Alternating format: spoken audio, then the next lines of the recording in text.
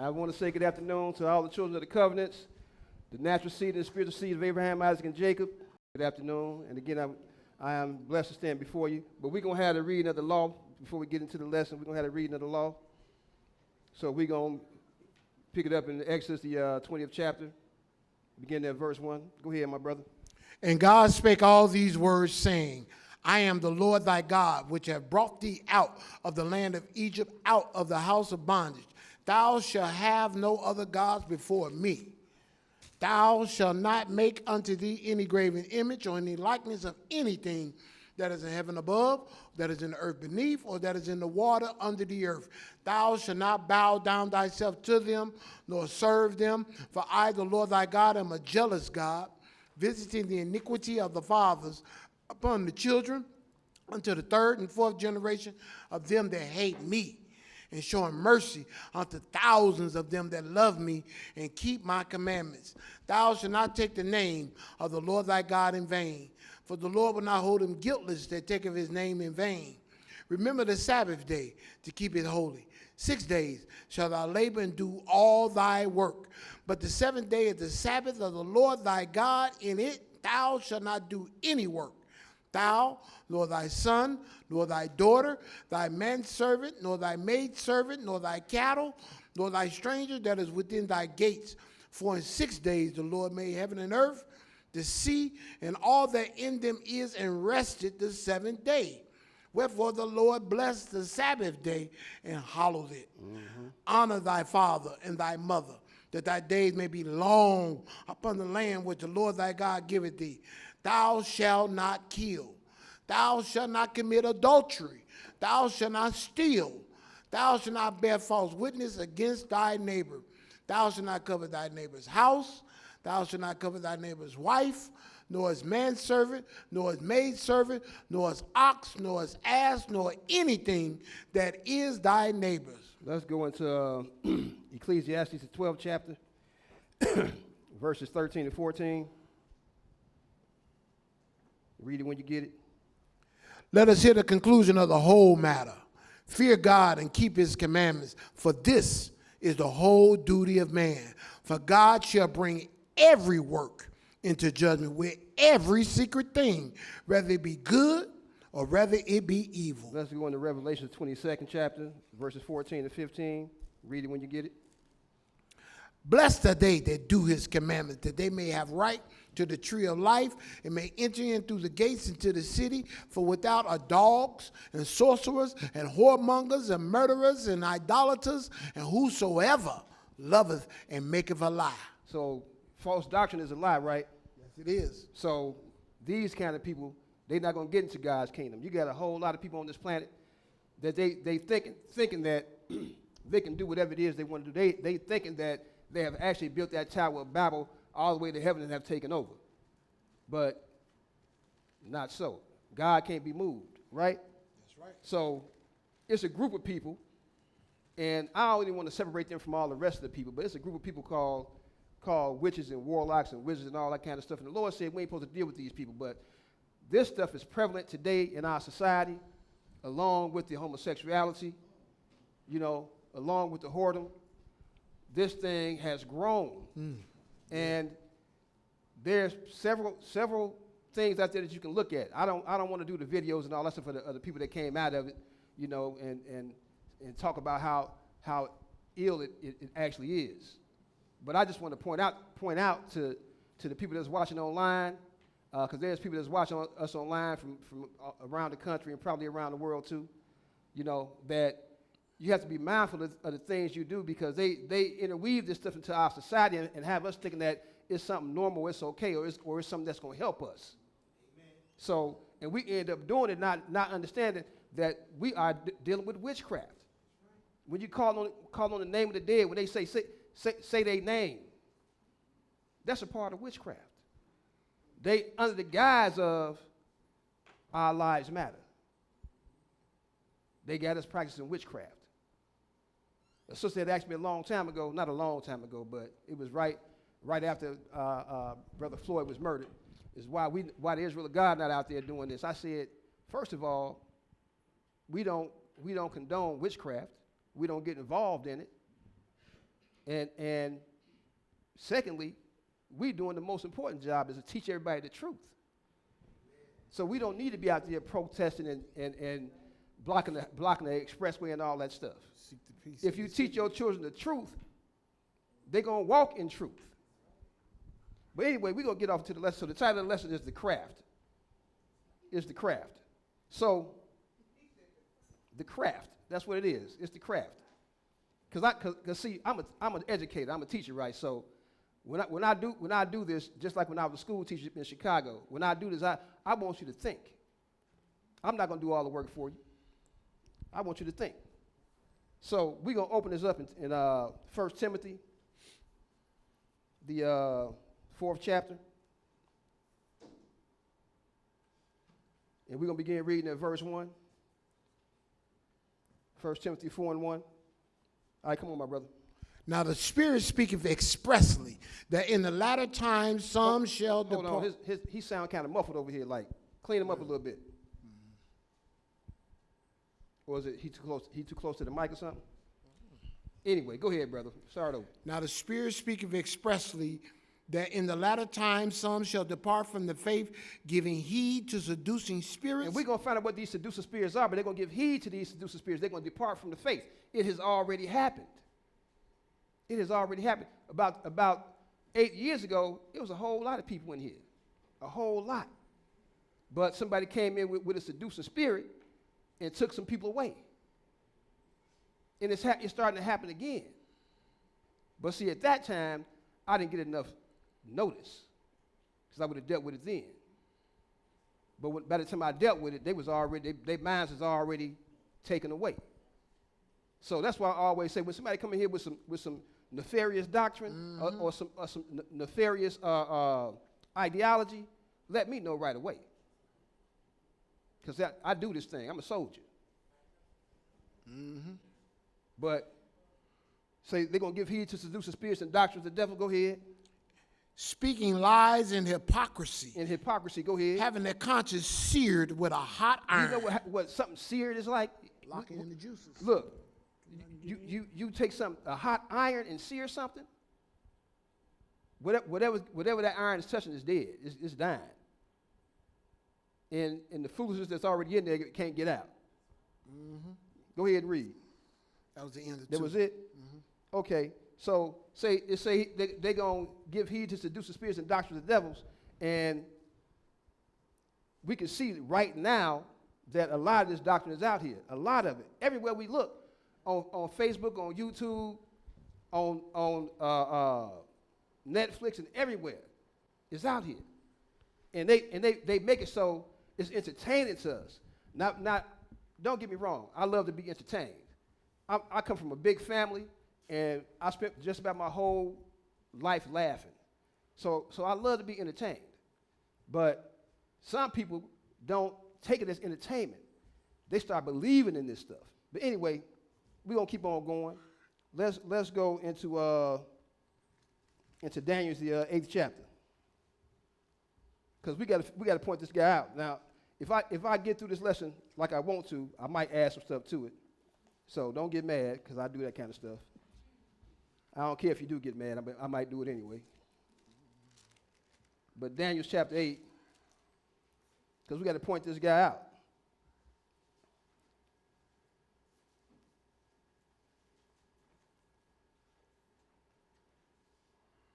And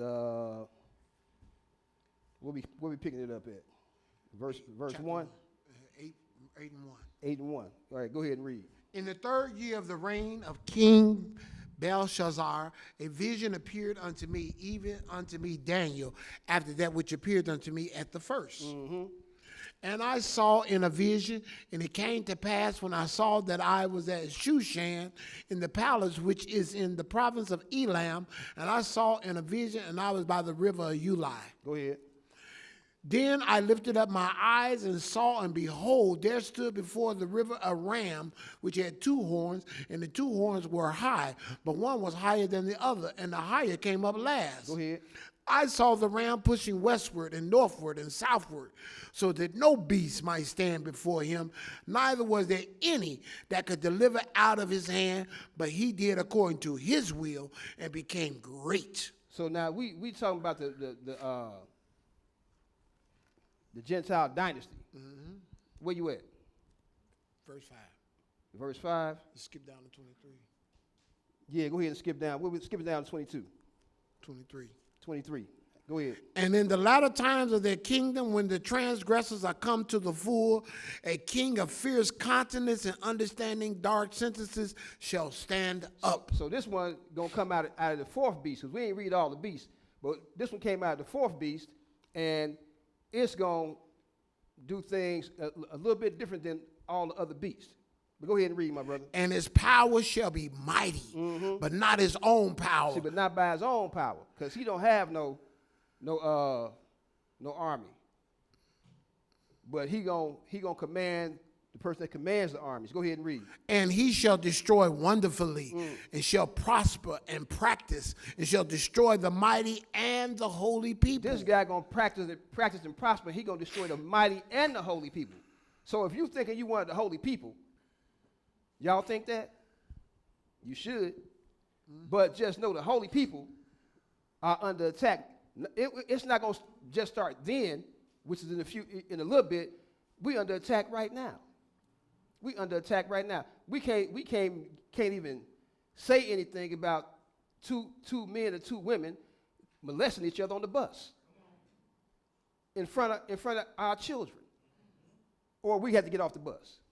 But they doing lewd and lascivious activities. So we under attack. You got men walking around with dresses on. This is crazy out here. Adam's apple is twice as big as mine. But they trying to make this stuff normal. Thanks, Barack. Anyway, Go ahead and read. Verse 25, and through his policy also he shall cause craft to prosper in his hand, and he shall magnify himself in his heart, and by peace shall destroy many. So he going to cause craft to prosper in his hand. He said, and by peace he going to destroy many. But by peace. How do you destroy people by peace? It got to be with a lie. It got to be with some deception. But it said he going to cause craft to prosper in his hand, right? So let's find out what this craft is. How do you get a craft? So we're going to go into the Holman's Bible Dictionary? Mm-hmm. When we finish 25? Well, yeah, finish it. He shall also stand up against the prince of princes, but he shall be broken without hand. So that the prince of princes, he gonna try to stand up against the Lord, and the Lord gonna cast him into the lake of fire before he even cast Satan in there. But Holman Bible Dictionary, we're gonna pick up craft. I apologize, it's already warm up here, so I gotta disrobe. Cover the children's eyes.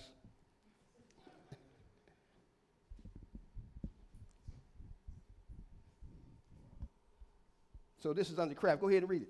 Occupation or trade requiring manual dexterity or artistic skill. So you got to know how to do something. You got to learn this stuff, right? Mm-hmm. Go ahead. Several crafts were practiced in biblical times: carpentry, boat building, carving, wood, ivory, ebony, and alabaster. Mm-hmm.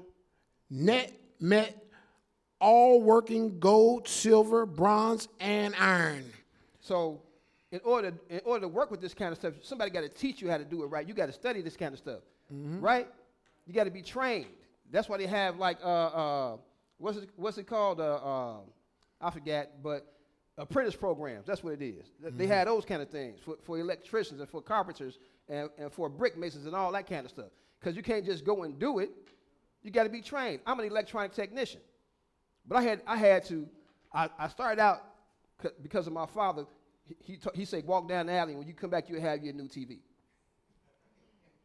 So you walk down the alley, you find all these parts, and you build you a TV. That's just how he was. That's how I got my first bike, how I got my first TV, how I got my first stereo system. He said, go and walk down the alley, man. Come back, you'll be all right. So that contributes to the person I am today. So if y'all think I got problems, well, y'all can't talk to him now because he gone. But that's just how it went. So, but then after that, I went to school and got a degree or whatever. So we done with that? No. All right, go ahead. Weaving and spinning, tanning and making baskets, weavers, potters trade, fuller's trade, dyeing, sculpting, jewelry trade, glass making, perfumers, embroidering, masonry, plastering, etc. All this stuff you got to go to school to learn how to do, right? That's how you get a craft right. You got to put some work in to learn this craft. That's good on that one. Go to the next one. That's a American Collegiate Dictionary. Yes. What page is it? That's page Say it on the mic. 281. Because we want Page 281. because we want everybody to hear American this. College Dictionary, page 281. Page 281. This is on the craft also. It's marked.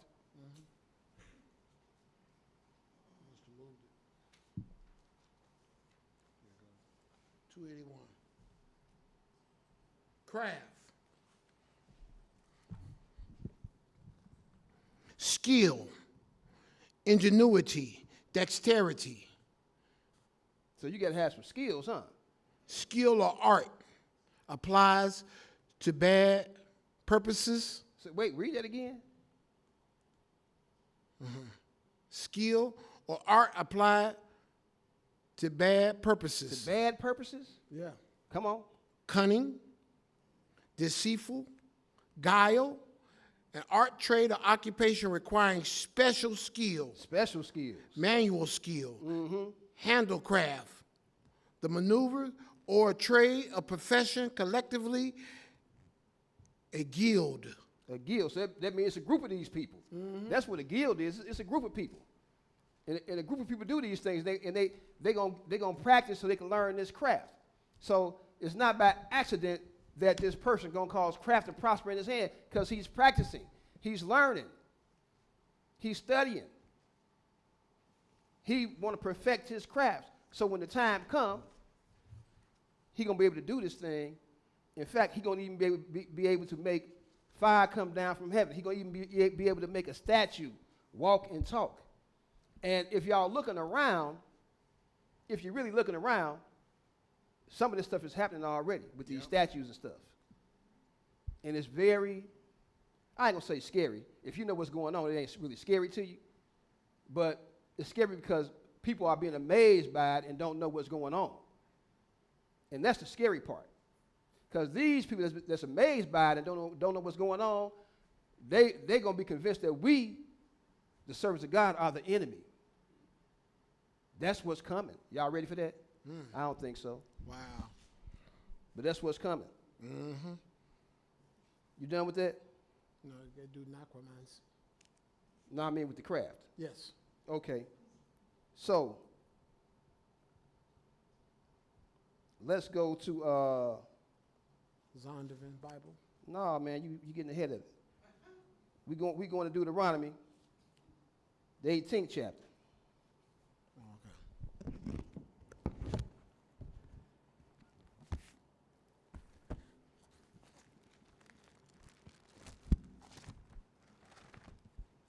Deuteronomy 18.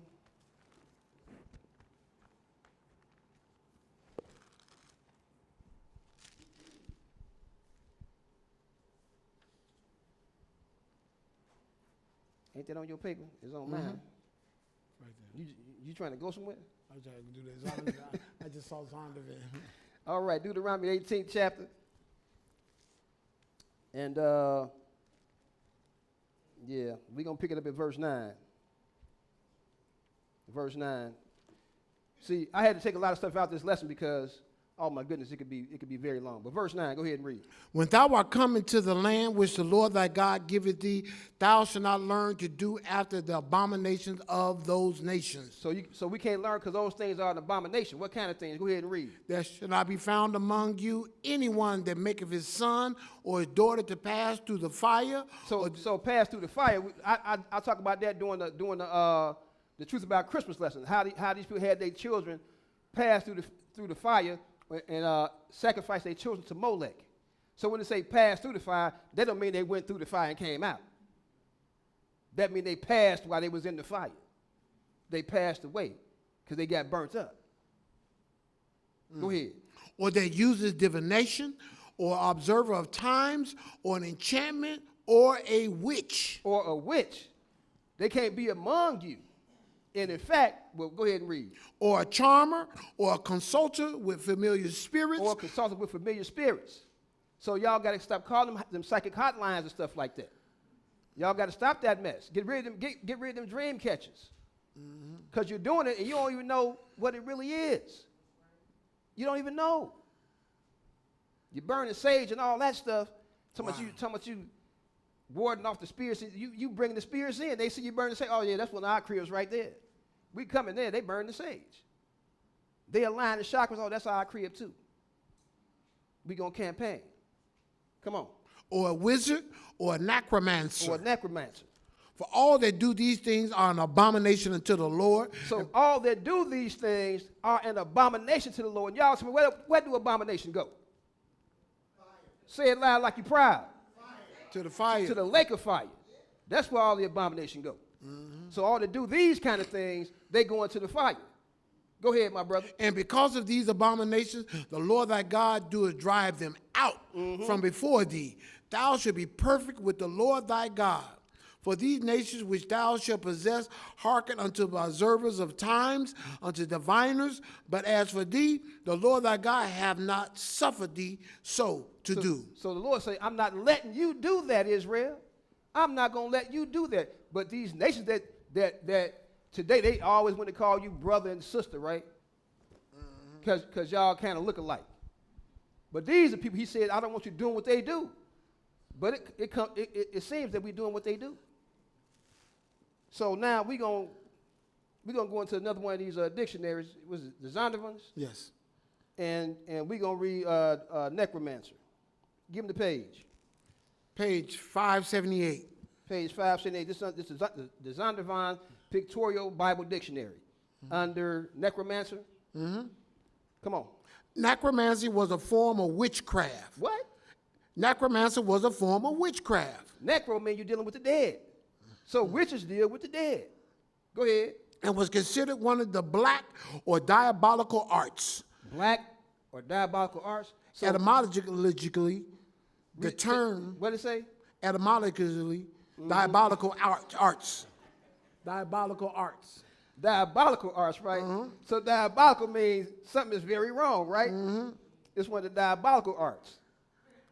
Go ahead. Etymologically, the term signifies conversing with the dead for purposes of consultation or divination. So for purposes of consultation, you're going to consult with the dead. Oh, this crazy. Go ahead. The Mosaic law sternly forbade such a practice. Deuteronomy 18:10, chapter 11. The most familiar case in the Bible is that of King Saul and the witch of Endor, 1 Samuel 28:7-25. We're going to read that today. There are several quite legitimate interpretations of the admittedly difficult passage. Perhaps the most feasible view is that God, for his own purposes, allowed Saul to converse with the deceased Samuel. See especially verses 12 of this account. That was it. So we're going to read that later. But now, that was necromancer, right? Yes. We're going to go and get from the Funk and Wagnall's Standard Dictionary of Folklore, Mythology, and Legend. I ain't going to say that but that one time. Because we're going to be in this book a few times today. And we're going to get out of there. What are we getting out of there? Magic. Yeah, magic. This magic. Go ahead and read. Magic. The art or compulsion of the supernatural. So it's an art, and they deal with the supernatural. So it kind of sounds like necromancy, don't it? Yep. Go ahead. Also, the art of controlling nature by supernatural means. So supernatural means that it's not natural. It's something extra.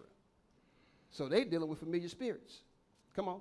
The word derives from the Magi, Persian priests whose practices were labeled magic by the Greeks. A definition of what is magic and what is not is difficult, for one's own belief are seldom, if ever, connected with magical practices, while those of other people which differ are often magic, superstition, witchcraft, etc. So now they look at their own practices and say, this not magic. We're not doing magic. This normal. But somebody else doing it, you know, they say, oh, they dealing with magic, they dealing with witchcraft. This how it go. So, you know, some people will say, well, the Native Americans are weird. They deal with witchcraft and stuff. But they're not doing nothing different than the Catholics. They ain't doing nothing different. And I ain't heard nothing about them molesting nobody's children either. So they ain't no weirder than nobody else. You got man, I grew up in the 60s and the 70s, man. There was some crazy stuff going on, I'm going to tell you, but we ain't going to talk about that today. Anyway, we done with that? Yep. All right. So we're getting back to the book, right? Yeah. We're going to Galatians 5. But you know what? Hold on. Before we go to Galatians 5, it's a spot in there that says shaman. I want you to read that. In that same mythology and legend, it's marked, it says shaman. Don't lose my marks, man. I have to go upside your head with something. Read shaman. Because I wasn't going to put this in here because, you know, people wanted to beat me up the last time I did this lesson. Wow. That's why ain't nobody here today. So, but I got security today. Shaman. So you get this first part, then that second part. You know, if you need to take a nap, go ahead. Shaman and shamanism. The term shaman is usually used by Americanist ethnographers. Is reference to men or women who, through the acquisition of supernatural powers, are believed to be able to either cure or cause disease. In contrast to priests, shamans are not instructed in a body or form knowledge, but acquire their powers individually. And while shamanistic performances follow definite tribal or real patterns, the details of such are not set as in priestly ritual. So now they kind of do the same thing that the priests do, which are magicians, but they not bound by that. But they doing the same thing. But go ahead and read. But may vary considerably according to the powers and whims of individual shamans. In early travelers' accounts, shamans are usually referred to as medicine men. Medicine men. This is, however, too general a term to be very useful. Read the next one, the next page. Did you call out the pages, though? You probably did. There you go. The word It's 10:02 and 10:03. 1003. So now we're on 10:03. Go ahead. Yes, we're on 1003. The word shaman is derived from Turkish shaman, from Sanskrit Saramana ascetic. The shaman is an individual possessed of supernatural power derived from a spirit, ghost, animal, or inanimate object. Either men or women may be shamans. Though men are in the majority, the gift is inborn, sometimes conceived of a hereditary and usually realized by ethereal fasting, abstinence, and consequent revelation of the guardian spirit, or the power and knowledge can be learned and brought from another shaman. So now, this kind of sound like magic to me. But if you want to really get a good view of it, it's a show on called Echo. It's a Marvel show. This is what they dealing with, and they showing how this happens to people and how the spirits deal with it and stuff. But they, like I said, they put it out there like ain't nothing wrong with it. Like this is just normal. This is how things are. Mm-hmm. Like they're not really dealing with the devil. They try to make it seem like they're not really dealing with the devil. But this is all they doing is dealing with the devil. But that's good on that. Put my mark back in there.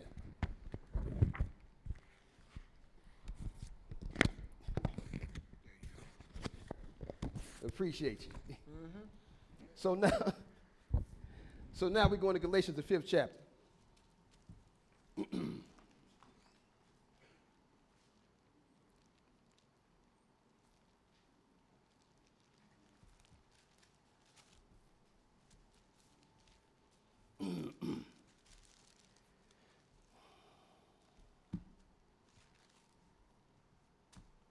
And we're going to pick it up in verse 16. 5 and 16. Come on. This I say then, walk in the Spirit, and you shall not fulfill the lust of the flesh. So if you walk in the Spirit, you can't fulfill the lust of the flesh. Because the lust of the flesh is, well, we ain't going to read all that stuff today, but the lust of the flesh is all the evil things like adultery and fornication and covetousness and lying and stealing, deceit, works of the flesh. Go ahead. For the flesh lusts against the Spirit, and the Spirit against the flesh, and these are contrary the one to the other. So they contrary. That means they don't get along. So the spiritual mind don't get along with the carnal mind. That's right. So you always fighting. And if you're not fighting, you probably gave in to that carnal mind. Check yourself. Check out your mind. Go ahead. So that you cannot do the things that you would. Mm-hmm. Go ahead and skip down. That was 17? Mm-hmm. Yeah, go ahead and skip down to 19. Now the works of the flesh are manifest, which are these: adultery, that's one; fornication, uncleanness, lasciviousness. Lasciviousness. That's causing somebody else to sin in a sexual manner. Lasciviousness. Go ahead. Idolatry. Idolatry. That's serving another god, huh? Witchcraft. Witchcraft. That's the work of the flesh. Mm-hmm. What? So Hatred. We can't do witchcraft? Can't do witchcraft. Go ahead. Hatred. Mm-hmm. Variance. Variance. You know what variance is? Messing with other doctrines. And then going to come back here like it's all good. Come on and read. Emulations. Mm-hmm. Wrath, strife, seditions, and heresies. Sedition trying to overthrow the government. That's what sedition is. A lot of people like to try to do that, but not on my watch. Mm-hmm. Not on my watch. Mm-mm. Go ahead. That was it? Yeah. Okay. So these are the works of the flesh. Mm-hmm. And witchcraft is one of them. And I don't really want to get too graphic about witchcraft, but man, they do some things. So if you my age and you was paying attention when you was a kid in the 70s when all this stuff was prevalent, you see, you had some things going on that kids should not have seen, should not have had any knowledge of, and should not have been going on anyway. But they thought they was doing something that was cool. They thought it was hip. Then they brought the Ouija boards home. And like it's a game or something. This ain't no game. Mm-hmm. Backgammon is a game. Checkers is a game.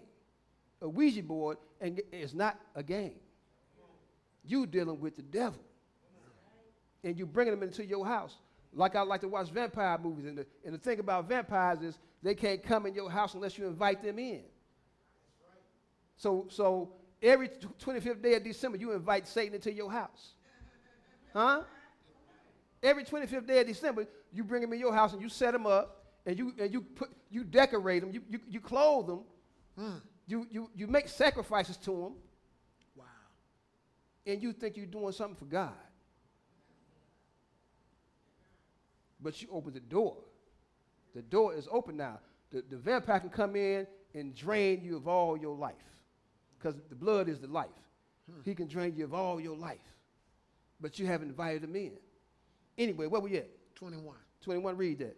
Envyings, murders. Murders? Drunkenness. So you can't murder, but sometimes it's a time to kill sometimes, but murder, that's a work of the flesh. Because that's something that you thought about doing. You probably had no business thinking about that anyway, you know? But maybe you can gain something from it, or maybe you can't get over, you know, somebody stepped on your shoes and messed up your shine, you know? And you want to waiting for them to get off the bus, and then you get off the bus too. I ain't mean to tell your business, brother, but it's all right. They don't know it's you. But anyway, go ahead and finish that. Drunkenness, revelings, and Wait, we can't get drunk? no drunkenness. No drunkenness? None of No that. revelings? We can't do no revelings either? No fighting, no arguing, no. What? No twerking for Jesus? Nah, okay. Go ahead and finish. And such like of the which I tell you before, as I have told you in times past, that they which do such things shall not inherit the kingdom of God. When they dealing with the works of the flesh, it said, those that do those things shall not inherit the kingdom of God. Didn't we just read that in Deuteronomy? Didn't we?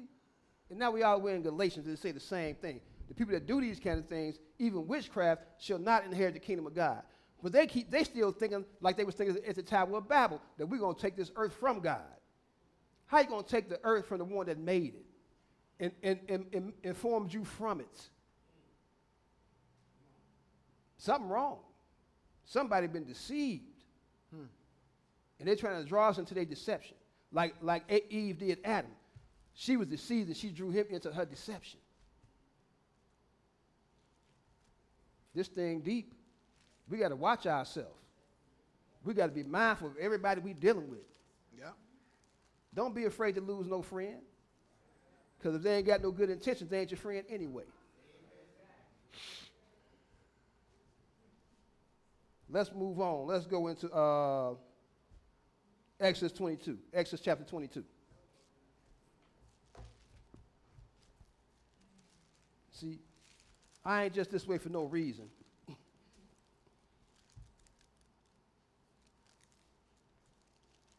My kids always, especially my daughter, why we can't have friends? Ain't no such thing. Ain't no such thing. Your friend. Y'all got the same mom and daddy? Oh, well. But if they're not doing the will of the Father, If they ain't doing the will of the Father, I don't see how they could possibly be your friend. But that's just me, how I raise my children, you know. Exodus 22, and we're going to begin reading at verse 18. No, what is it? 18? Through 20, yeah. All right, go ahead. Thou shalt not suffer a witch to live. What? We can't. Thou shalt not suffer a witch to live. So if you kill a witch, it's not murder. The Lord say, don't let no witch live. That's what the book say. And we supposed to live by every word that proceeds out of the mouth of God. But we can't do that kind of stuff today.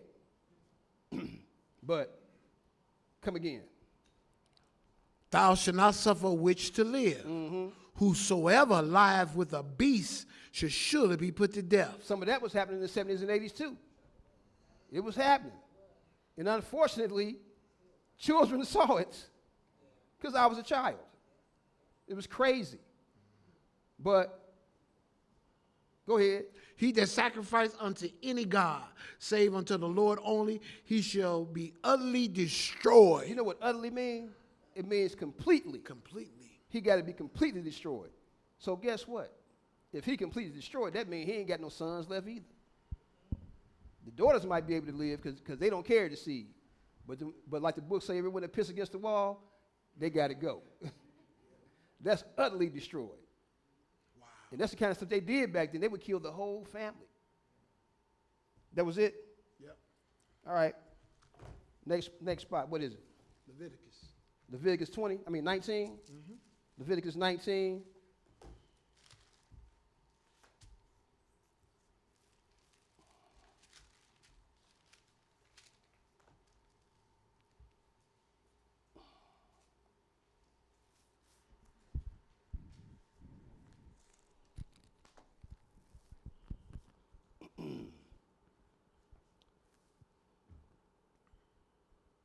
All right.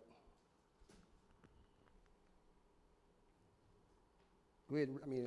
Verse 30, right? You should keep my Sabbaths and reverence my sanctuary. I am the Lord. Keep his Sabbath and honor his sanctuary. He said, I'm the Lord. So give me my respect. Give me my propers. Come on. Regard not them that have familiar spirits. So we're not supposed to respect those that have familiar spirits. So you know the kind of people that have familiar spirits, they call them, what they call them today? Horoscope readers. Well, yeah, the horoscope readers, but the other ones, the other ones with the crystal ball and all that stuff. Fortune tellers. Yeah, them people, fortune tellers. We're not supposed to give them no respect. They do an abomination. But go ahead and read. Neither seek after wizards to be defiled by them. So, I am the Lord your God. When you deal with these people, you are defiled. So if they are an abomination and you deal with them, what that make you? An abomination. Make you dirty too. You dirty. Dirty. Get up off of it. Let's go into Leviticus 20. Pick it up at verse 6. Go ahead. And the soul that turneth after such as have familiar spirits, and after wizards to go whoring after them, I will even set my face against that soul and will cut him off from among his people. So now he gonna cut him off from the children of Israel. Do you know what the term the children of Israel actually mean? It's the children of God. So when he say I'm gonna cut them off from among his people, he's talking about I'm cutting you off from the family of God. Do you want to be cut off from the family of God because you want to burn some whatever they be burning and align some chakras and stuff? Do you want to be cut from the family of God for that? Because you don't want to give that up? Because you don't think nothing wrong with it? Come on, man. Go ahead and read. Sanctify yourselves, therefore, and be ye holy, for I am the Lord your God. Verse 8, and you should keep my statutes and do them. I am the Lord which sanctify you. He said, you're supposed to be holy because I'm your God and I'm holy. Be like me. See, that's what we're trying to do is acquire the mind of God. So now the reason why one of the reasons why that pushed me to do this lesson is because I find there's unfortunately, a lot of our sisters are going after this witchcraft thing. Mm-hmm. They learn about it in the sororities, and then they take it further than that, or they get upset with their baby daddy or daddies, however it go, and they want to hurt him or hurt them. So then they get off into this witchcraft thing because they don't think nothing wrong with it because their parents didn't teach them the commandments of God.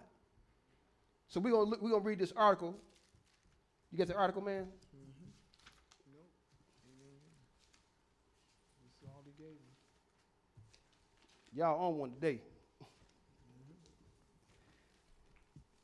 Hold on, let me help you out. It's an article from where y'all read on. I think it's from Quartz.com. This is a financial news website.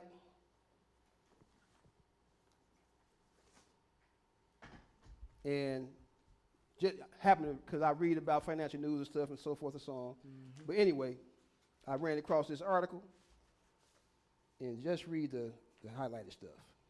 But give me the title and stuff. This is from Quartz.com. What's the title of the article?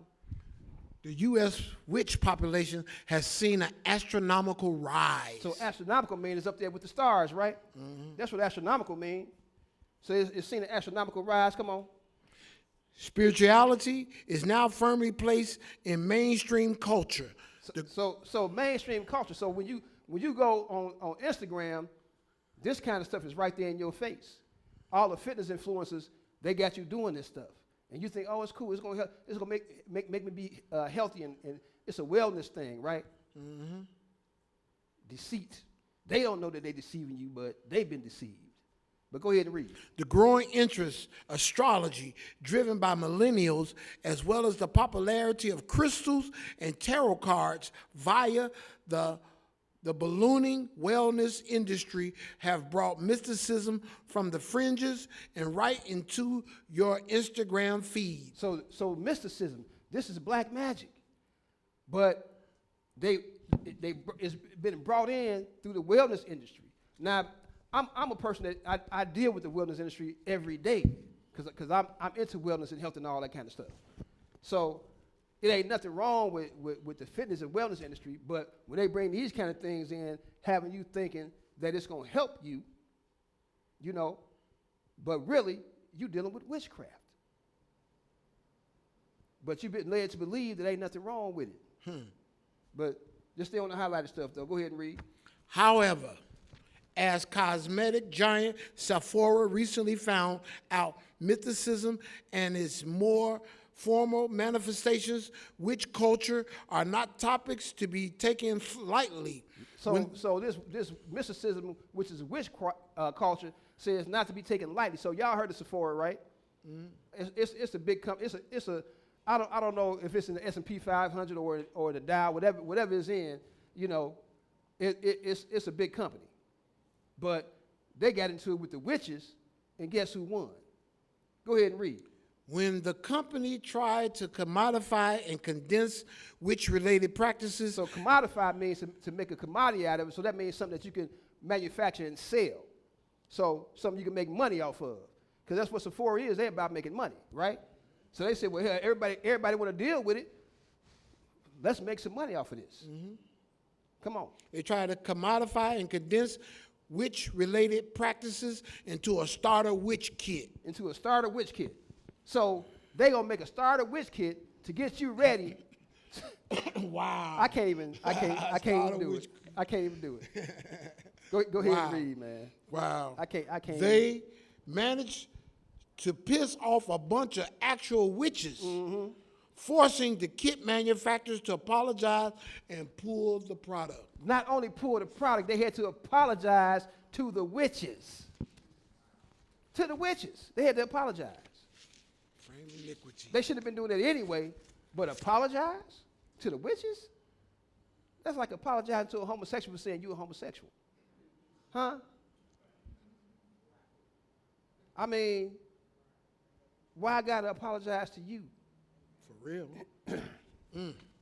But this is the culture that we're in today, and it's not just in the United States.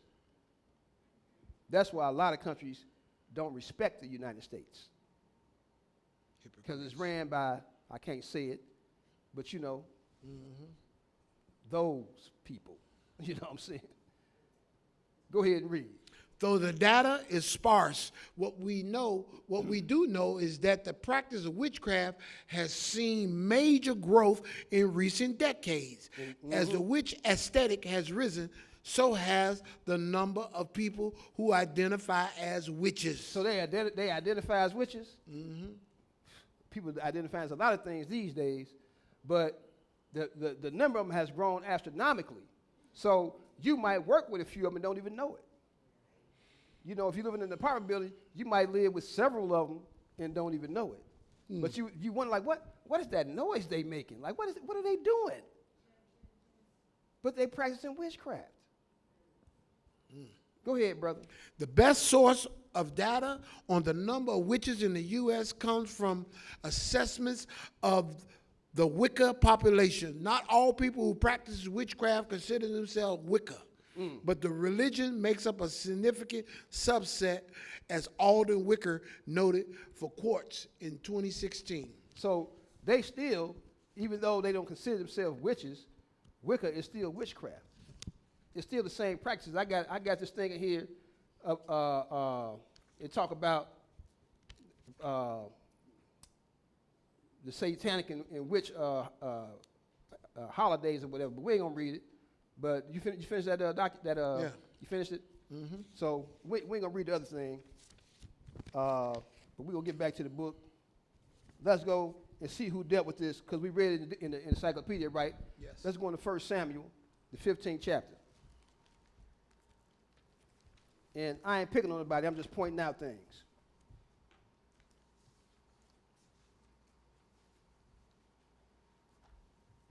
First Samuel 15.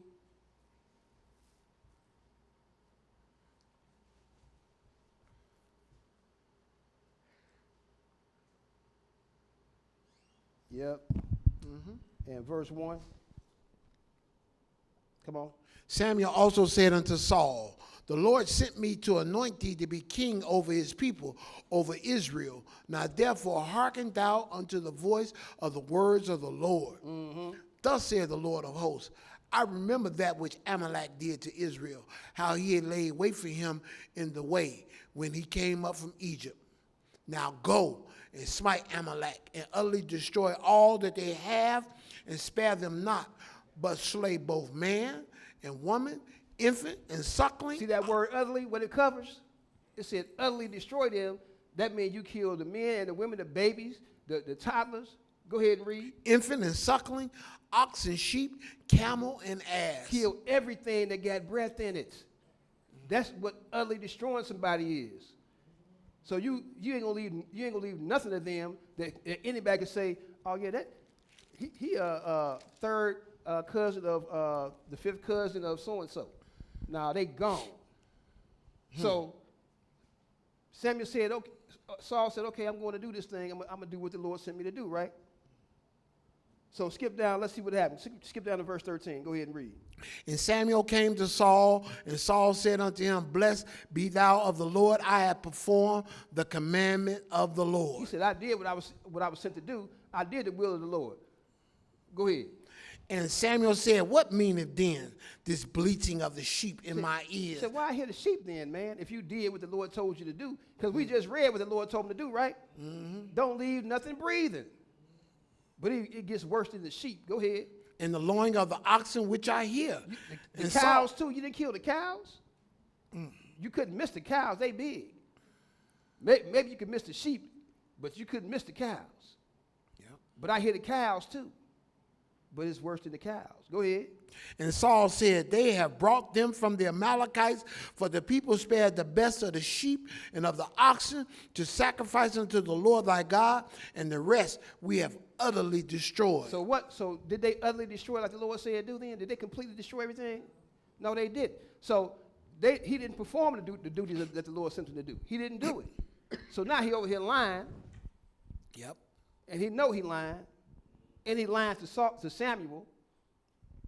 I mean, I don't know why he didn't understand that Samuel was a killer. But he lied to Samuel, and he think because Samuel loved him that it's going to make a difference. But go ahead and read, man. Then, verse 16, Then Samuel said unto Saul, Stay, and I will tell thee what the Lord hath said to me this night. And he said unto him, Say on. Mm-hmm. And Samuel said, When thou wast little in thy own sight, was thou not made the head of the tribes of Israel? Say, when you thought you was nothing, wasn't you made the head of the tribes of Israel? Wasn't you made king? When you was nothing in your own eyes? Come on, brother. And the Lord anointed thee king over Israel. Mm-hmm. And the Lord sent thee on a journey and said, Go and utterly destroy the sinners, the Amalekites. He said, completely destroy them, right? Mm-hmm. That's what he sent them to do, to completely destroy them. There shouldn't be no Amalekites left on the planet. Go ahead. And fight against them until they be consumed. Wherefore then didst thou not obey the voice of the Lord, but didst fly upon the spoil? So now you flew up on the spoils. You said, oh, this is good. Let's take this good stuff. Why kill it? We could profit off of this. You could profit off of it. You profit by obeying God. Go ahead and read. And did his evil in the sight of the Lord. Mm-hmm.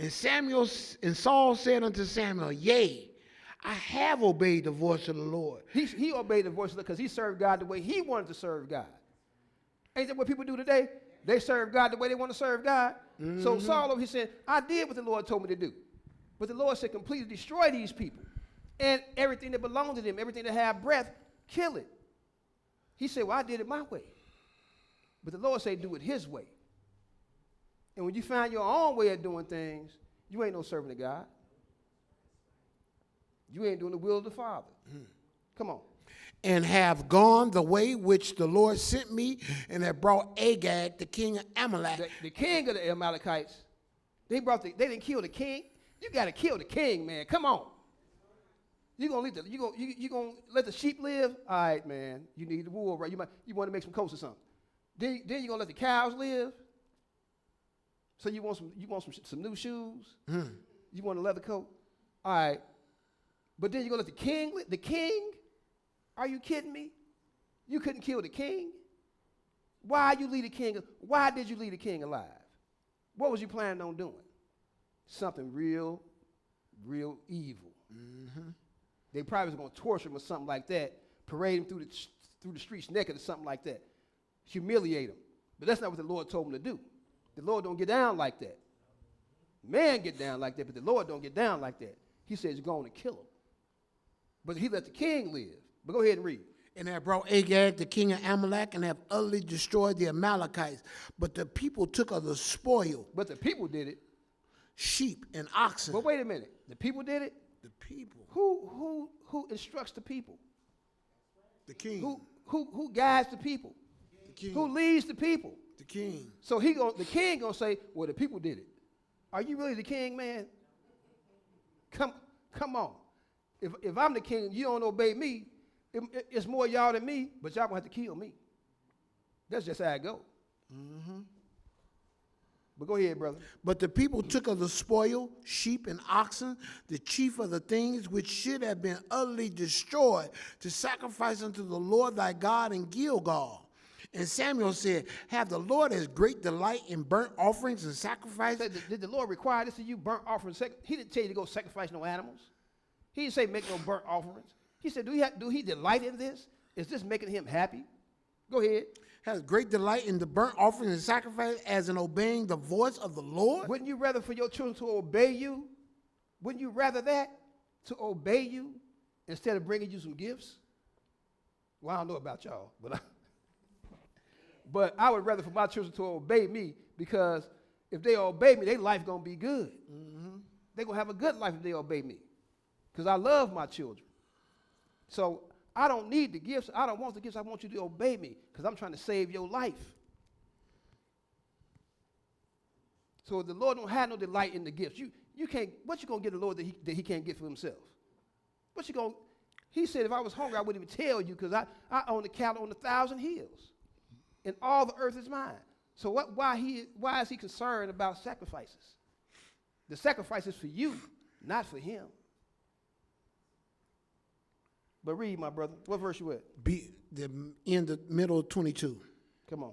Behold, to obey is better than sacrifice, and to hearken than the fat of rams. Say that to obey is better than sacrifice, and to pay attention and do what I told you to do, that's better than the fat of rams. You should have just did what I told you to do. Come on. 23. For rebellion is as the sin of witchcraft. Y'all see what rebellion is? It's just like witchcraft. Come on. And stubbornness is as iniquity and idolatry. And when you stubborn against God, it's just like you serving another God.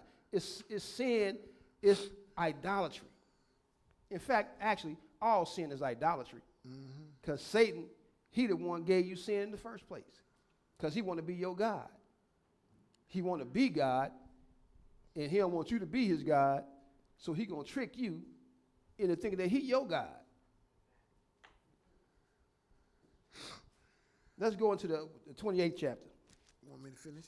Yeah, go ahead and finish. Because thou hast rejected the word of the Lord, he have also rejected thee from being king. So now the Lord that rejected you from being king. But see, those of us that's not in that position, when we do the same kind of thing, the Lord is going to reject us too. Wow. But you run around so much, you're blessed and highly favored, because you got you a big new house and a big fancy car, and you say the Lord didn't bless you. Yes, you're right, the Lord did bless you. It's just not the Lord that created the heavens and the earth. It's the Lord that the Lord created to be your ministering spirit unto you, but you're going to worship him as God. So, yeah, that's the Lord that blessed you, because the Lord, because Satan told the Lord when he was in the flesh, as he got baptized and he fasted for them 40 days and 40 nights, he said, look, he showed all the kingdoms of the earth, right? He said, because this is all he got to offer you anyway, is material things. He said, if you fall down and worship me, I will give you all the kingdoms of the earth, everything that belongs to him. And we're going for it. We're going for it, the material things. We're going for it. We're going to do whatever it is we got to do to get that money, get that car, get that house. We're going to do whatever we got to do to get it. Even turn against God. So, a lot of times, that's where them blessings come from. They come from Satan. Because that's what he got to give, is material things. And anybody that worship him, worship material things. But that's enough of that talking. Go ahead and read. 1 Samuel 28:3. Now Samuel was dead, And all Israel had lamented him and buried him in Ramah, even in his own city. And Saul had put away those that had familiar spirits and the wizards out of the land. So Samuel was dead, and everybody, they had put out all the witches and stuff, right? So everybody, everybody in the place we at? Okay, just checking. All right, go ahead and read. Verse 4, and the Philistines gathered themselves together and came and pitched in Shunem, and Saul gathered all Israel together, and they pitched in Gilboa.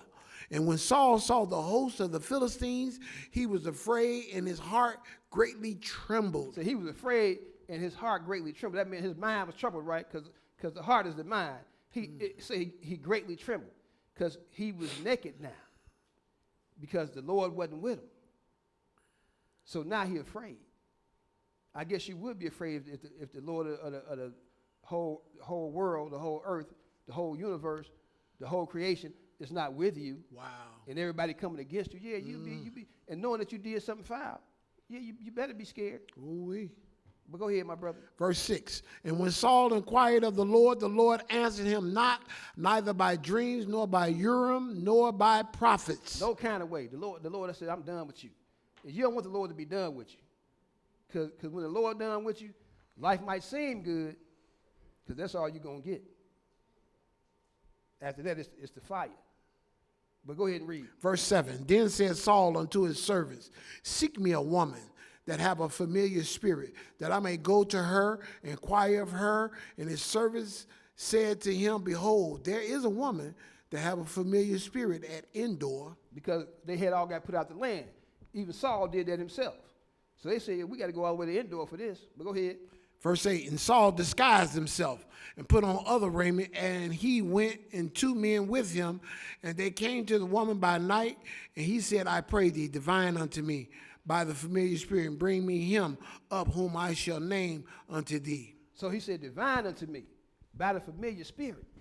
So we're going to read about what definition is, but he asked this woman to divine unto him by the familiar spirit and bring up somebody that's dead. Go ahead and read.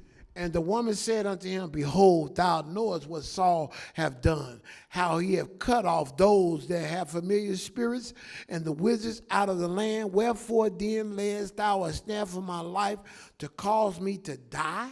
She said, why you come to me with this stuff? Trying to get me in trouble, trying to get me killed. Why you come to me with this? Go ahead.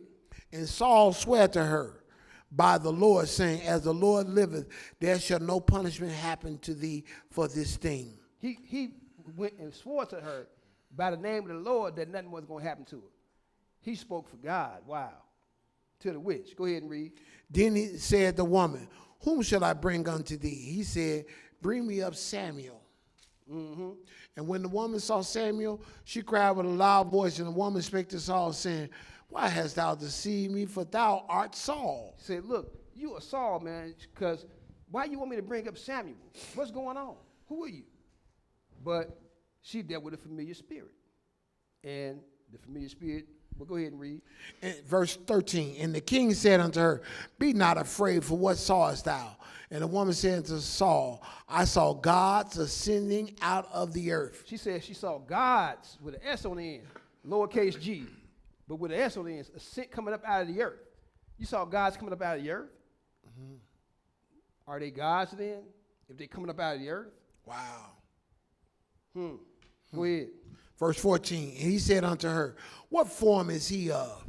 And she said, an old man cometh up, and he is covered with a mantle. So she said, God's right. He said, what form is he of? So he's already fixed in his mind what he wants. This is what happened. He fixed in his mind what he wanted to see. And she played along with it. Well, yes, it's an old man. He dressed like a priest. Go ahead and read.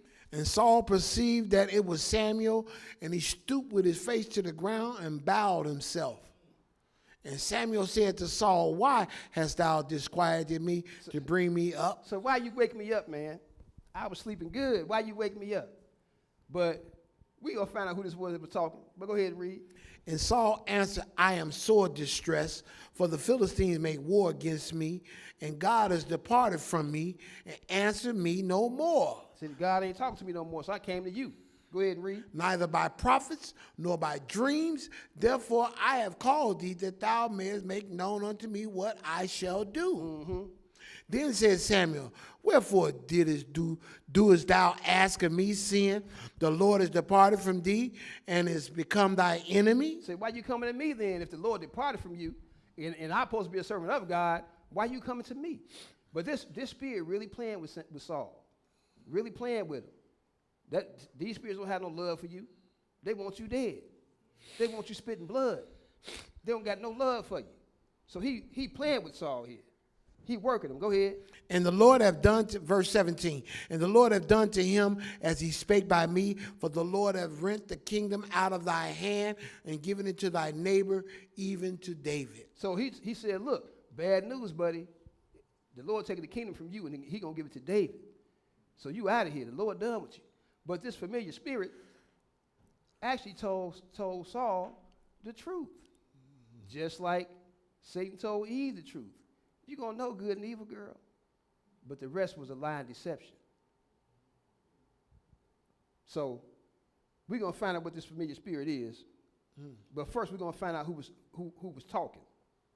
That's what we're going to do first, find out who was talking. So we are going to, that was Samuel. Yep, that was the end of verse 18. All right. Let's go into Psalms 115.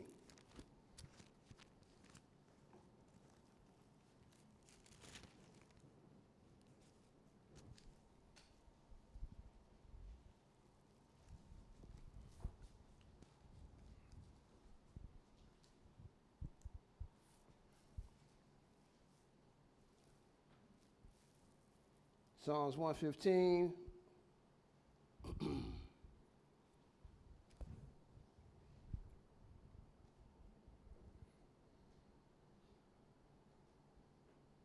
Verse 16. That's what it is, verse 16? Mm-hmm. All right, 115 and verse 16. Go ahead and read. The heaven, even the heavens are the Lord's, but the earth have he given to the children of men. The dead praise not the Lord, neither any that go down into silence. So the dead praise not the Lord, nor any that go down into silence. What's the silence they're going down into? The grave. It's the grave.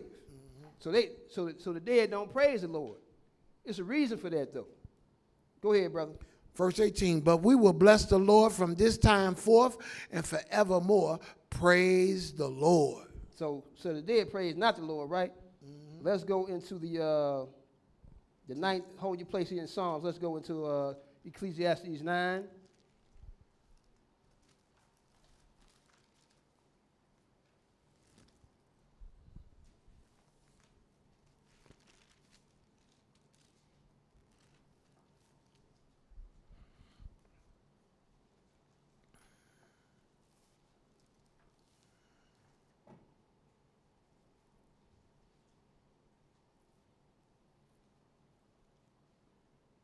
We're going to begin reading at verse 1, Ecclesiastes 9 and verse 1.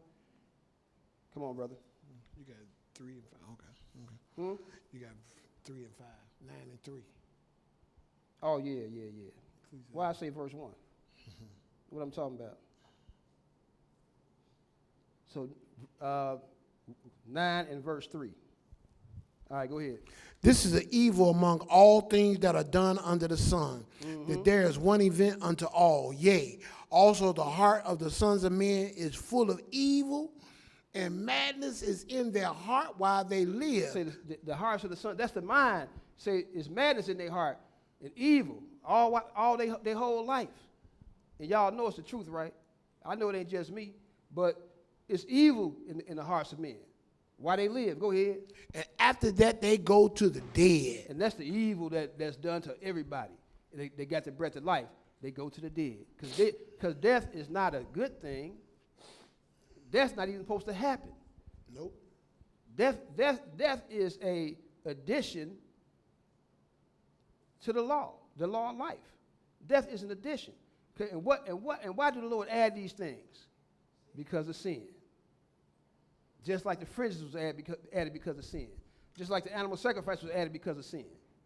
Death was added because of sin. It ain't supposed to be here. You know, hard work ain't supposed to be here. Work was going to be here, but not hard work. Anyway, go ahead. Verse 4. For to him that is joined to all the living, there is hope. For a living dog is better than a dead lion. I'd rather be a living dog, because when you dead, you ain't got nothing coming. Go ahead. For the living know that they shall die, but the dead know not anything. So the dead know not anything. Come on. Neither have they any more reward, for the memory of them is forgotten. Because they forgot everything. Because they dead. They don't know nothing. Come on. That's the end of 5. That was it. So how they gonna praise the Lord if they don't know nothing? The memory of them is gone. They don't even know who the Lord is or what the Lord. They can't even think. Psalms 146. Psalms 146.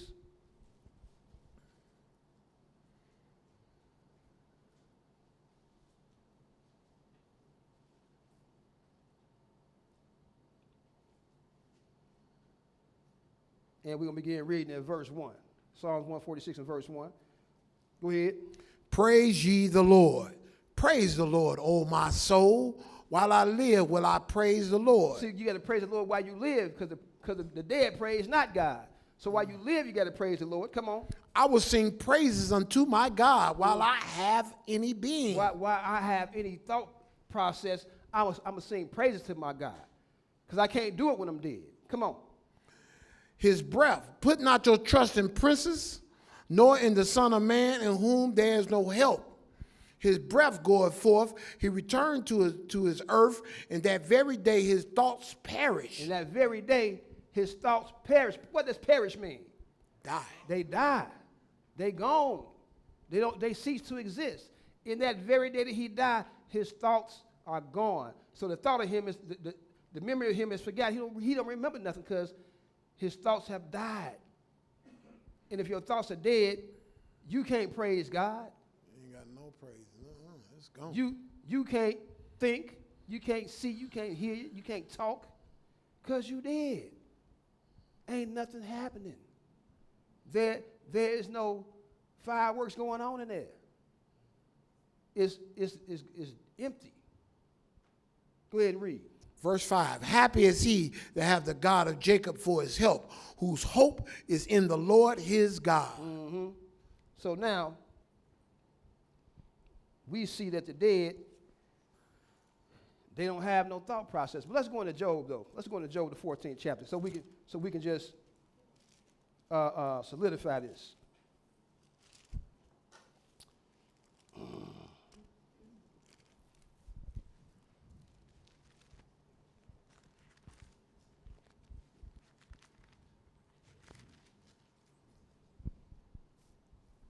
Job 14. All right, go ahead. I apologize. I'm going to say go ahead and read. 14 and what is it, 13? I don't know what it is. Oh, verse 1.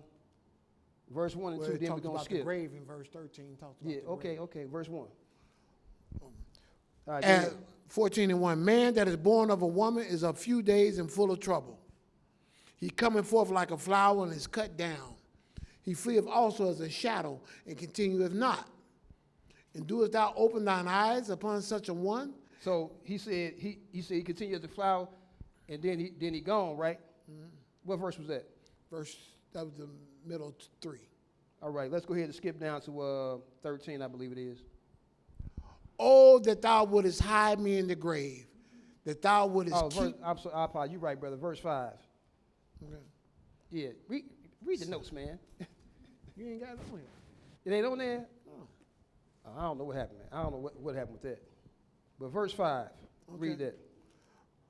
Seeing his days are determined, the number of his months are with thee. Thou hast appointed his bounds that he cannot pass. So the Lord said he have appointed your bounds that you can't pass. Once the Lord set a time limit on your life, you can't go past that.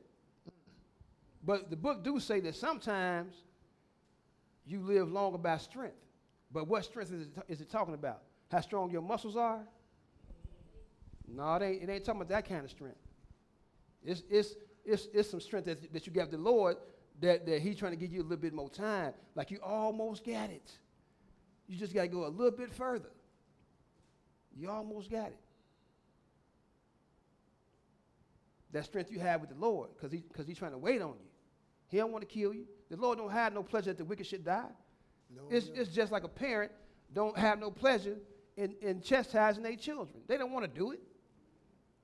Why would a parent want to chastise their child? You know? Unless they're dealing with Satan. But a parent that love their child, they do not want to chastise them. They just want to live happy with them. But you chastise them because you want to save their life. my father used to whoop me a lot. But yeah, you deserved all that though. But now we're gonna skip down to verse 13. I mean, not verse 13, verse 10. I apologize. Verse 10. Verse 10. But man dieth and wasteth away.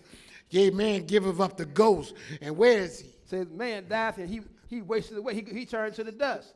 So he give up the ghost. That's the breath. And where is he once he get that breath up? He dead. Come on.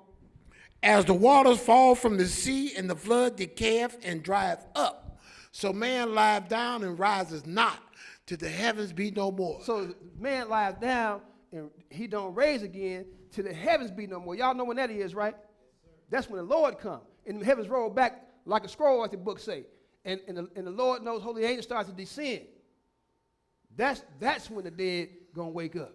Mm-hmm. Not all of them though, but those that died in Christ. Those that died serving God, he gonna call them, they're gonna get up. He gonna say, come up here. They're gonna get up. Indeed. Go ahead. They shall not awake, nor be raised out of their sleep. Mm-hmm. Oh, that thou wouldest Wait, hide. they sleep? They sleep. He said they shall not awake nor be raised out of their sleep. Because ain't nobody going nowhere. We're going to be on this earth forever. And everybody that was ever born going to be on this earth forever. But go ahead. That thou wouldest keep me in the secret until thy wrath be past, that thou wouldest appoint me a set time and remember me. He said, appoint me a set time and remember me. Come on. If a man die, shall he live again? Indeed. Go ahead. All the days of my appointed time will I wait till my change come. Till you get that spiritual body. He said, all the days of my appointed time will I wait till my change come. Yep. Because you got to wait on that change. If you die before the Lord get here, you got to wait. The book says, us without them shall not, get that spiritual body. That's not going to happen. We all going to get it together. All of us that serve God going to get it together. It's just like the parable of the talents. Everybody going to get the same thing. At the end of the day, everybody going to get paid the same thing if they did the work. Mm-hmm. That's what the parable is about. If you did the work, no matter when you did it, everybody get the same pay. Got to do the work. Eternal life. But the work got to be done. The work got to be done. Why the Lord going to give you eternal life if you ain't give him nothing? What kind of mentality is that? It's a lot of it going on today, though. Everybody wants something for nothing. And some people are stupid enough to give it up and don't get nothing. Like, what's wrong with you? Now you struggling. Now you on the corner begging because you played yourself. But go ahead, my brother. Verse 15, thou shalt call, and I will answer thee. Thou will have a desire to the work of thine hands. So you're going to have a desire, telling the Lord, he's going to have a desire to the work of his hand. He's going to raise me up. But he got to wait till his change comes. All the days of his appointed time. So we know then that wasn't Saul. I mean, that wasn't Samuel that Saul was talking to. Mm-mm. That was somebody else. That was a familiar spirit, right? Mm-hmm. So let's continue. Let's go into Hebrews, the first chapter, and find out what a familiar spirit is. Hebrews chapter 1.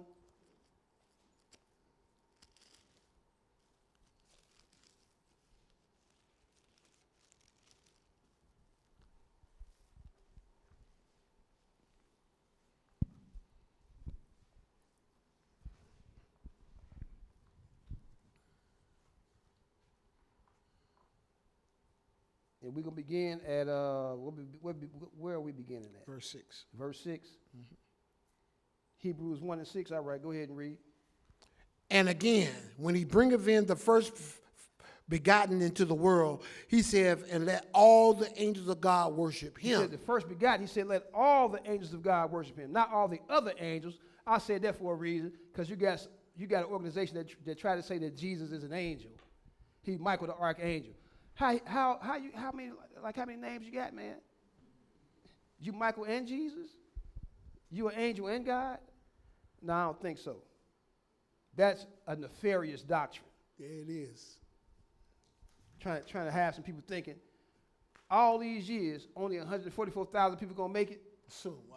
All these years. Yep. So why am I doing this then? If only 144,000 gonna make it, they already came and gone then. Why am I doing it? If these people think a little bit, instead of playing themselves. If it's 144,000, they came and gone. Wow. Where your place gonna be? Or you just trying to make them comfortable when they come? I don't know.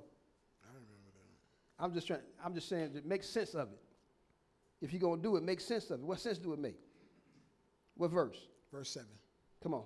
And of the angels he said, who maketh his angels spirits and his ministers a flame of fire. So he make his angels spirit. I mean, yeah, they spirit and they minister in spirits and like a flame of fire, right?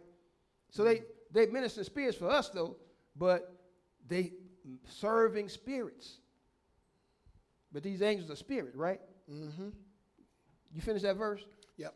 Go ahead and skip down to 13.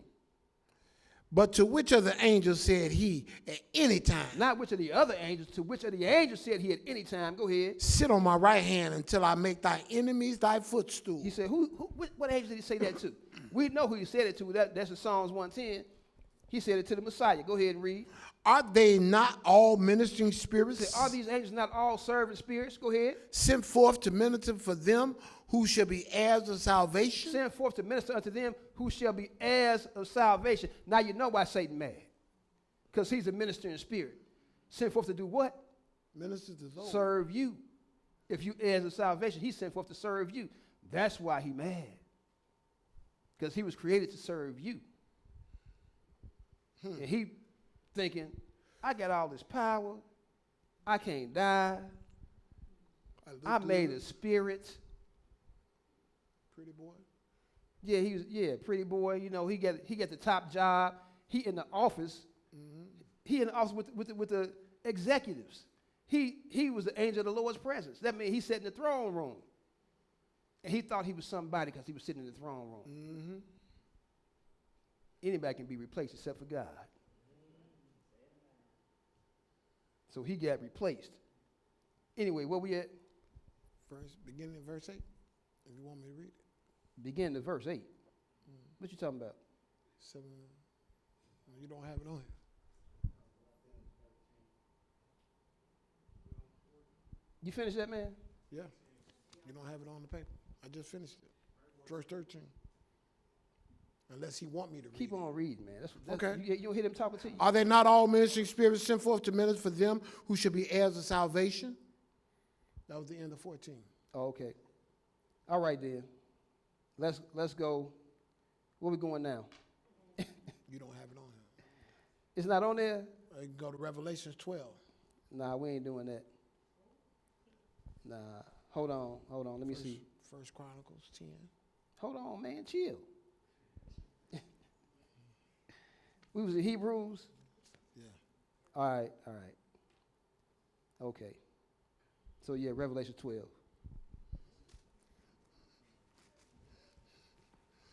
Hey, I gotta figure it out. I gotta figure it ain't, it didn't all get printed out on the paper. So I gotta find another way to get it. Mm-hmm. You're doing good. Revelation 12, we're gonna pick it up in verse 7. 12 and 7. Go ahead and read. And there was war in heaven. Michael and his angels fought against the dragon, and the dragon fought and his angels. So the dragon, let's say he got his angels together, and they fought against the holy angels. Come on and read. And prevailed not. And they didn't win. Neither was their place found any more in And heaven. they got kicked out. They got evicted. Go ahead. And the great dragon was cast out, that old serpent called the devil and Satan, which deceiveth the whole world. So he deceived the whole world. So he didn't stop in the Garden of Eden. He deceiving the whole world right now. Yep. Let's go. He was cast out into the earth, and his angels were cast out with him. So all these angels got cast out of heaven. 1/3 of the angels got cast out into heaven. Go ahead and skip down to verse 12. Therefore rejoice, ye heavens, and ye that dwell in them. Woe to the inhabitants of the earth and of the sea, for the devil has come down unto you, having great wrath. So he got great wrath. He's angry because he is a ministering spirit sent forth to serve the heirs of salvation. He got great wrath. He's so upset that he want to kill you. And he ain't going to stop until he kill every last one of us. Fortunately, we got a God that ain't going to let him do it. You got all these countries, they preparing war, right? Yeah. Right now as we speak. They just passed a bill that all the boys and girls from 18 to 27 going to have to be join the draft. Selective service. Selective service, yeah. When people our age, it was just the boys. Now it's the boys and the girls. Mm-hmm. Yeah. They fought for them rights, now they got them. You know what I'm saying? Anyway, that was it on that, right? Mm-hmm. All right, so we're going to 1 Chronicles 10. 1 Chronicles 10.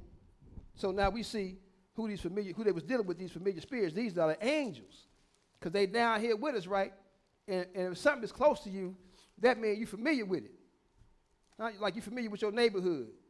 You're familiar with the people in here, because you see them every week. You know, sometimes 4 or 5 times a week, but you're familiar with them.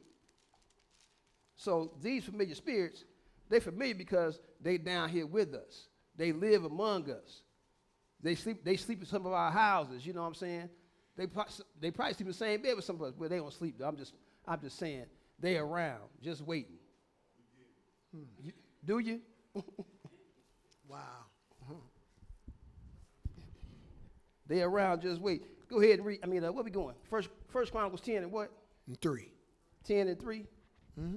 All right, 10 and 3. Go ahead and read. And the battle went sore against Saul, and the archers hit him, and he was wounded of the archers. So now Samuel was dead, but he out here fighting. This is still when he went to talk to that witch. This is what happened afterwards. So he had to go to this war, and he got injured, right? Come on. Then said Saul to his armor bearer, draw thy sword and thrust me through therewith, lest these uncircumcised come and abuse me. Say, look, unless they come, because these Philistines, these Hamites, they do all kind of stuff to people. Lest they come and abuse me. It's one place you can read where they cut Saul's sons' heads off and nailed them on the wall in the temple of their gods and stuff like that. They did wicked and evil stuff like this. So Saul said, look, now I want them doing that kind of stuff to me. While I'm alive, I don't want them doing stuff to me. Kill me, man. But the armor bearer wouldn't do it. Go ahead and read. But his armor bearer would not, for he was so afraid. So Saul took a sword and fell upon it. So Saul committed suicide. Wow. That's how far away from God he had gotten. Wow. That he committed suicide.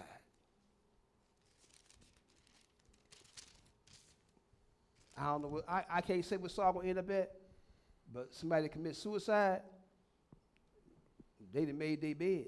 Wow. They made their bed because they did that which was against God. They committed murder. Suicide is murder. You can murder yourself. Thou shalt do no murder. Skip down to verse 13. Go ahead and read it. So Saul died for his transgression. For his what? For his transgression. Because he committed sin. He went and dealt with a witch. Then he didn't obey God and didn't kill. He left the king of the Amalekites alive and then took the good stuff like the Lord was okay with that. The Lord said, get rid of everything. Mm-hmm. I don't want nothing around that got no smell of no Amalekite. Nothing. So he died for his iniquity. Come on. Which he committed against the Lord, even against the word of the Lord, which he kept not. And also for asking counsel of one that had a familiar spirit to inquire of it. Also for asking counsel, because he died for disobeying God, but also because he went and dealt with a witch.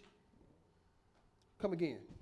And inquired not of the Lord. Therefore he slew him and turned the kingdom unto David the son of Jesse. So the Lord slew him. Those Philistines wounded him, and he fell on the sword himself and committed suicide, but the Lord fixed his mind to do that. See, the Lord will tell your mind apart. Yep. Don't play with him. He ain't to be played with. He ain't to be flexed with. Don't play with God. He will tear your mind apart. He don't have to tear your body apart. He can tear your mind apart and have you tear your own body apart. The Lord is in control of this. He allows things to happen.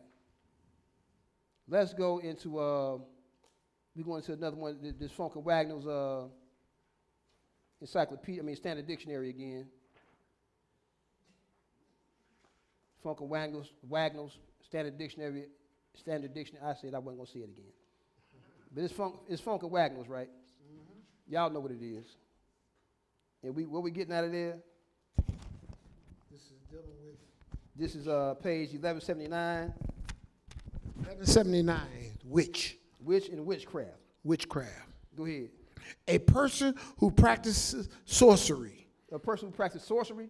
Mm-hmm. Go ahead. A sorcerer or sorceress. Mm-hmm. One having supernatural powers in the natural world. Supernatural powers. Didn't we read that about the shamans? Mm-hmm. And the people that do magic? Supernatural powers in the natural world. Go ahead. Especially to work evil. And usually... we read about that when we read the craft thing, right? Mm-hmm. Especially to do evil. So we know what kind of craft this guy was prospering in. It's especially to do evil. Go ahead. By association with evil spirits or the devil. So exactly what witches do. They deal with evil spirits. And the devil is one of them, which is called Satan. So all them evil spirits got a name. We don't know them, but Satan is the main one. And that's what witches deal with. That's what necromancers deal with. That's what shamans deal with. That's what magicians deal with. Y'all seen some magic, right? And y'all thought, it's just smoke and mirrors. Is it? All of it ain't just smoke and mirrors. These people actually practicing witchcraft. Or the other word for it is magic. I ain't gonna call their names. I don't want to get sued or nothing, but y'all know who I'm talking about. They making buildings disappear and all that kind of stuff. You know, having people switch bodies and all this weird stuff. Like, and people witnessing this kind of stuff and say, oh, this is amazing. No, it's not. Wow. It's witchcraft. But go ahead and read it, brother. Formerly applied to both men and women, but now generally restricted to women. Belief in witches exists in all lands. In all lands. There's nowhere where man is that witches don't exist. They're everywhere. Go ahead. From earliest times to present day, the wise woman and the medicine man of primitive societies, the learned pagan priests, and the divinities of early religion became, through the influence of Christianity or the modification of folk tradition, the malignant, accursed witches and sorcerers of the Middle Ages. They call it malignant. That's a cold shot right there. Mm-hmm. That's the same as abominable. But as he reading this stuff, it's reminding me of these shamans. That's why I had went on through shaman in there. But go ahead and read. Sorcerers of the Middle Ages and latter foil belief, world folklore almost universally reports them as having the following powers: divination, invulnerability. You know, that's a vampire has invulnerability. That's where they get it from. Mm-hmm. You know, I'm saying the folklore of the vampire. This was where they get it from, witchcraft. Mm-hmm. And if you grew up like me and you watching them old movies, you see it with the werewolf and the vampires and all that. It was always a witch around. Always a witch around. Go ahead and read. Superlative strength. Superlative strength. Mm-hmm. Transformation of self or others. Transformation of and this stuff happens. Y'all think it don't happen, but it happens. If you deal with witchcraft can happen to you. But since we're serving God, it can't happen to us yet until that man of sin, start prospering by that practice. But until that day come, as long as we serving God, we don't have to be worrying about them doing stuff to us. But go ahead and read. Okay. Search Beauty and the Beast, the 6 swans of Grimm, ability to fly, power to become invisible or cause others to become, so ability to impact animation to inanimate objects to produce at will anything required. So that means you can make a statue walk and talk. Animate an inanimate object. That's what this guy gonna do. He gonna do it. So this craft that he gonna practice and prosper in is witchcraft. Mm-hmm. Go ahead, brother. Required knowledge of drugs to produce love, fertility, So it death. required knowledge. You got to learn some stuff in order to be a witch. Mm-hmm. They got to be smart people. They can do all this. Go ahead. Fertility, death, and invariably powers over others through charms and spells. One of the attributes of the witch or sorcerer is the magic wand, It's the staff, magic wand.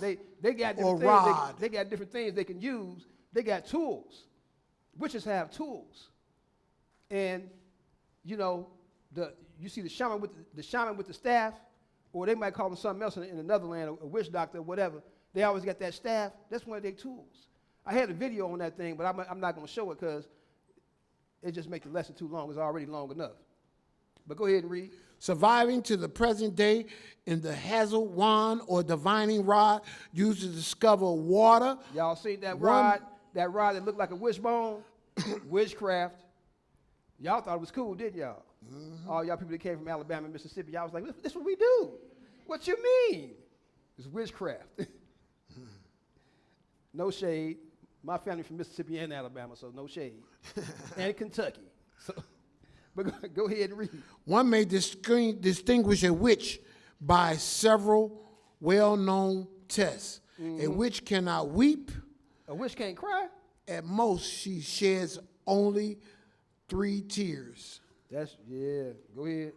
She has a birthmark under her armpits or hidden elsewhere under her hair. She has long eyes. She or counts seeds, grains, holes in a sieve, letters in a piece, or writing. The great Renaissance work on which craft, malice, malform. You know, this stuff ain't highlighted. He just reading it. He just. I love to read.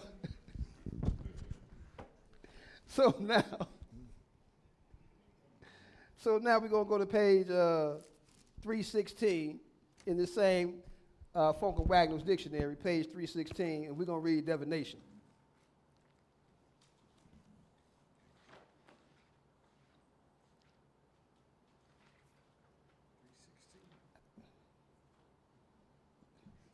The bookmark wasn't sticking out? No, I went out. I'm sorry. I got you. Here you go.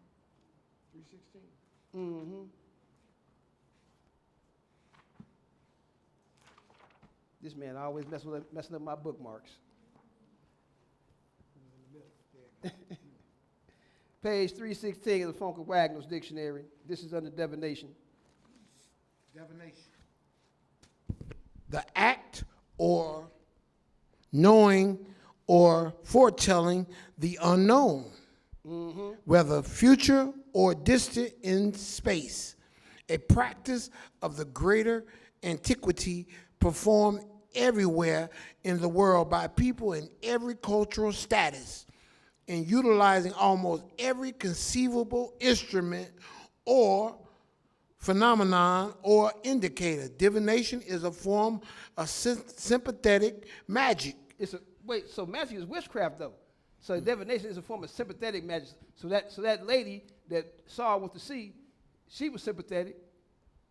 Oh, what you need me to do for you? Come on in here. That's what the fortune tellers do. Come on in. You want to talk to your mama? Oh, okay, come on. Your best friend waiting for you. Mm-hmm. They sympathetic to your wants and needs. It's witchcraft though. Let's go. the status or action of the divining medium or determined by the future or far-off event, and the vice versa until the indicator and die event are in the vice versa. Both the indicator and the event are in the same form of logical harmony. Each is in the cause or the reflection of the other. Okay. That's cool. You done with that? You sure? Yeah. All right. Let's go into Revelation 13. Unless you want me to skip.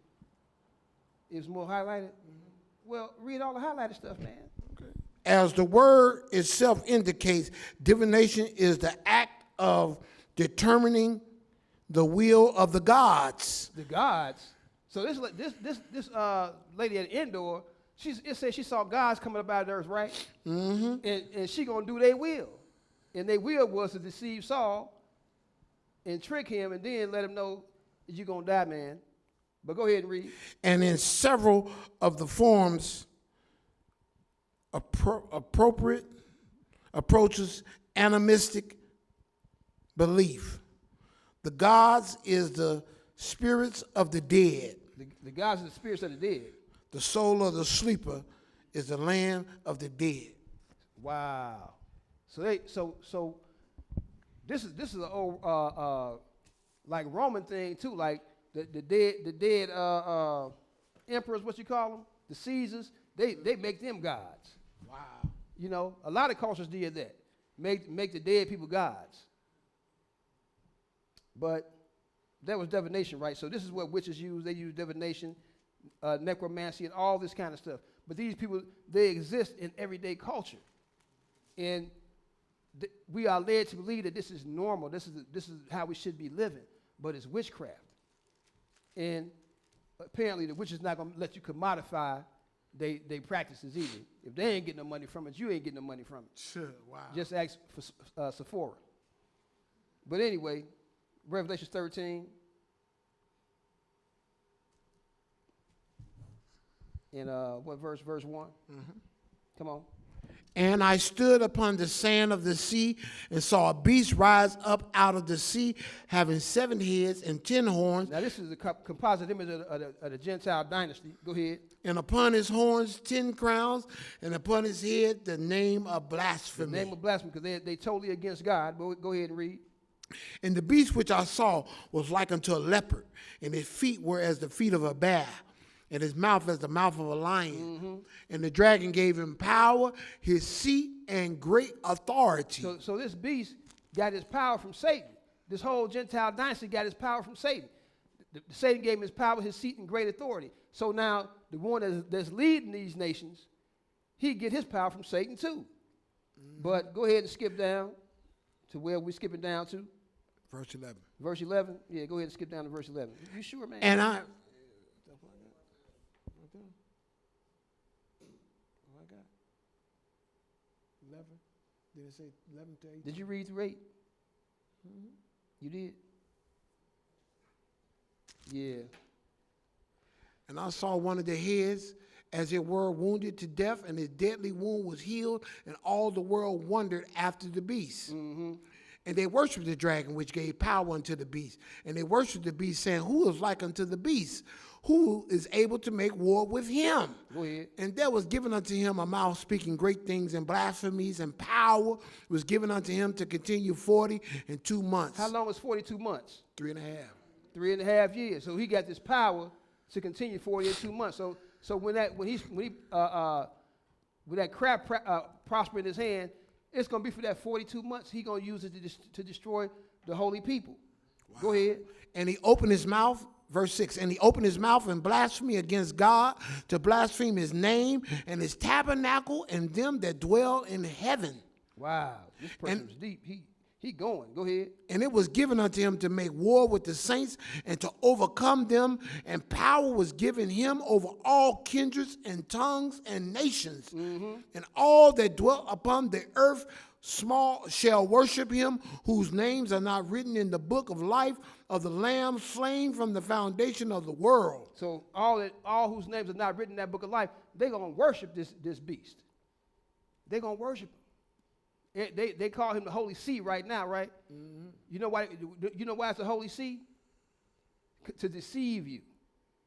They took the D off of it so that you won't feel offended by them saying he's the Holy Seed, meaning he is the Lord God. That's the Holy Seed. But they decided to take the D off of it so that you won't be offended, so they can continue on with their deception. We got to learn about these kind of things because everything is not what it appears. It's not. You done with verse 8? Mm-hmm. All right, verse 11. And I beheld another beast coming up out of the earth, and he had two horns like a lamb, and he spake as a dragon. Mm-hmm. And he exercised all the power of the first beast before him, and caused the earth and them which dwelt therein to worship the first beast, whose deadly wound was healed. And he doeth great wonders, so that he maketh fire come down from heaven on the earth in the sight of men. So he made fire come down from heaven. That's witchcraft. Now the two witnesses are going to do the same thing, but it's just like when the Lord was bringing Israel out of Egypt. Everything the magicians did, he said, "Oh, Moses, you do the same thing, just to show the people that these people ain't got no great power. They ain't nobody special. This guy ain't nobody special. He can bleed and die like everybody else. But he gonna make fire come down from heaven, and he gonna cause the statue to both walk and talk." But go ahead and read. Verse 14, and deceiveth them that dwell on the earth by the means of those miracles which he had power to do in the sight of the beast, saying to them that dwell on the earth that they should make an image to the beast which had the wound by a sword and did live. So make an image to the beast that had the wound by a sword and did live. So that's what they call a Holy Roman Empire. Make an image to it, like Nebuchadnezzar did. But go ahead and read. And 15, and he had power to give life unto the image of the beast, that the image of the beast should both speak and cause that as many as would not worship the image of the beast should be killed. So he had this image to speak, this statue to speak, not just to move, but to speak, and to give directions and all this. This is gonna blow a lot of people's minds. They're going to say, this guy, he did cause fire to come down from heaven. He got this statue walking and talking. He got to be God. Who could do this besides God? He got to be. But this book right here, everybody got it. It's in everybody's house, even in the wicked people's house. Because they want to appear to be something they're not. So they got it too. But they're going to say, well, skip the book. This guy made fire come down from heaven. He didn't cause the statue to talk to us. Wow. This is deep right here. Even though this stuff is you seeing it like almost every day. But when he do it, it's going to be like, oh, this is a great thing. Anyway, what verse? Verse 16. Come on. And he causes all, both small and great, rich and poor, free and bond, to receive a mark in their right hand or in their forehead. That's for another lesson, but that mark is the image of the beast. Go ahead. And that no man might buy or sell, save he that had the mark, or the name of the beast, or the number of his name. Or the number of his name. Go ahead and read. Here is wisdom. Let him that have understanding count the number of the beast, for the number of the man, and his number is 666. 666. It's not just something that they put in a movie or something like that. They put it in a movie so that you don't take it seriously. But this is the mark of the beast that you have to have if you want to buy or sell, some food or whatever. If you want to have somewhere to live. All these things, you're going to have to take this mark. You're going to have to take it willingly. You're going to have to invite the vampire in. And then when they get done, would allow you to take it willingly. Those of us that don't take it, they're going to hunt us down and kill us. Yep. They're going to convince some of our family members that we trying to take their life. And all we trying to do is save their life. Husbands are going to turn against wives, and wives against husbands, and sons against their fathers, and daughters against their mothers. This thing finna be crazy out here. Are we ready for that? Now, I know what y'all thinking. We're in the United States. That ain't going to happen. Oh, my goodness. Even Canada said if Russia attacked, the United States can't help it. What they gonna do? They ain't got no power. That's what Canadians said that. I be watching everybody news. You know, if they speak English, I'm watching it. Me too. But anyway, where we at? Daniel. Daniel 11. Yeah. Okay, Daniel 11.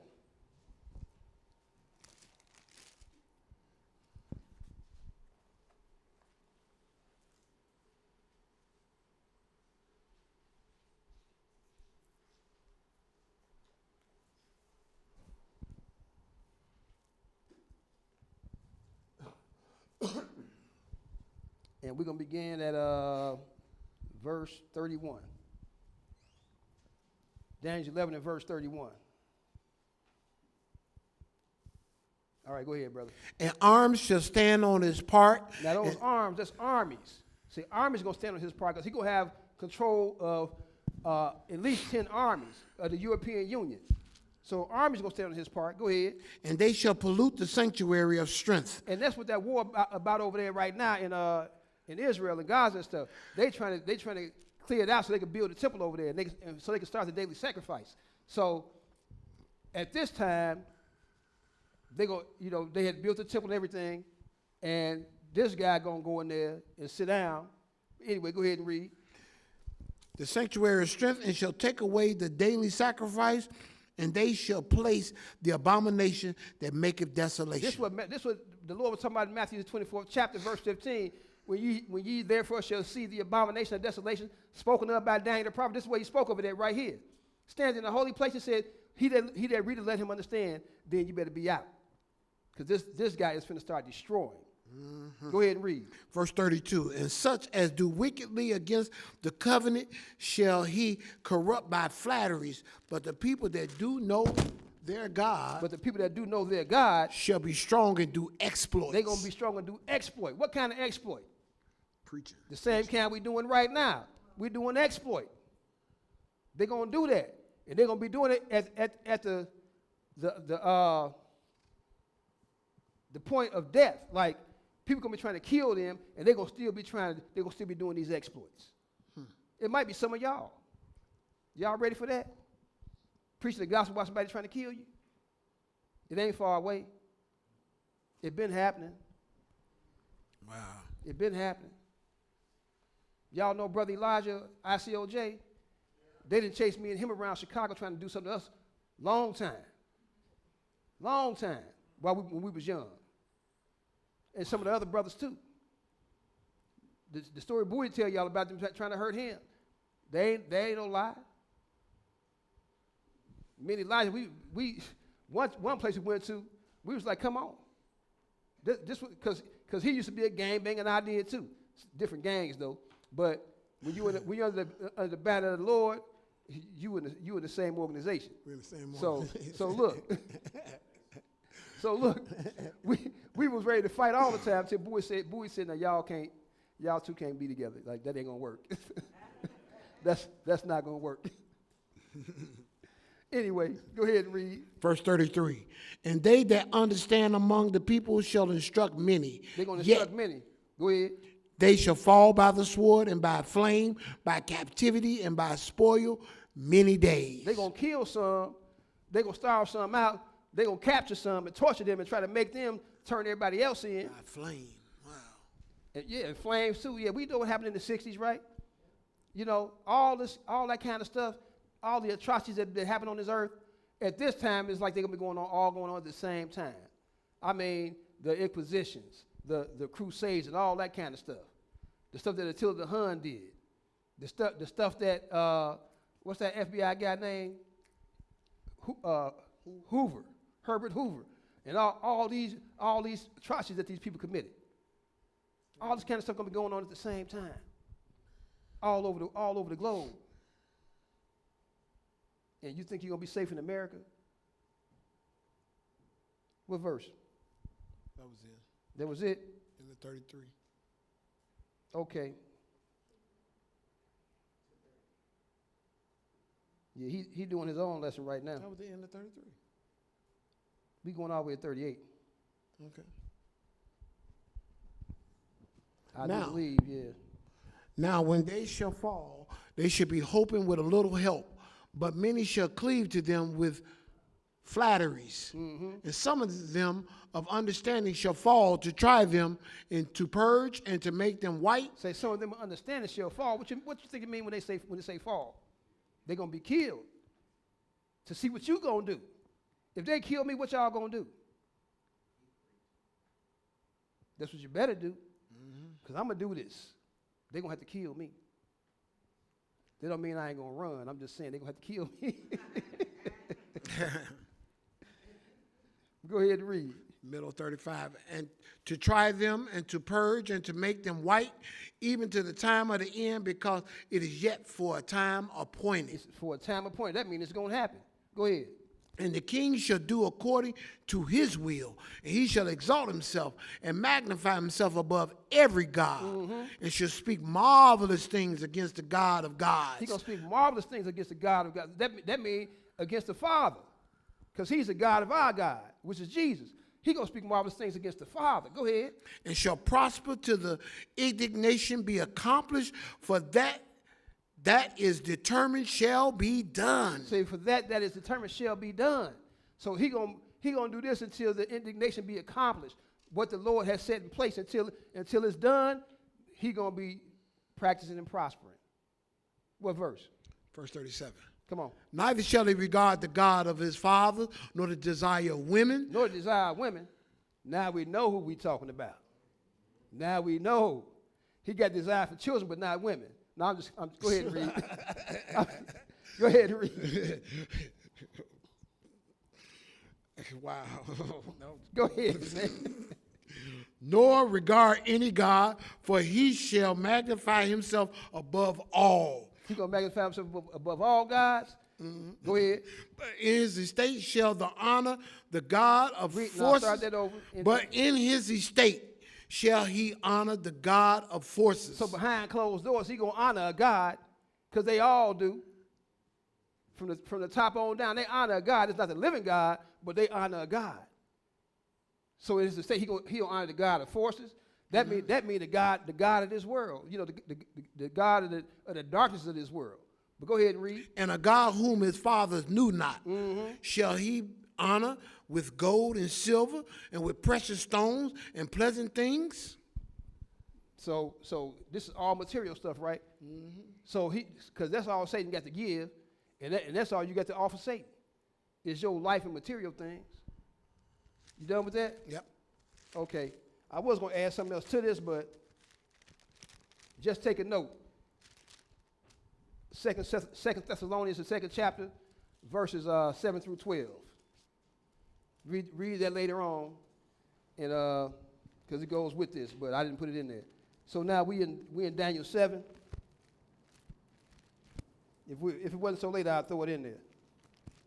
But Daniel's the 7th chapter.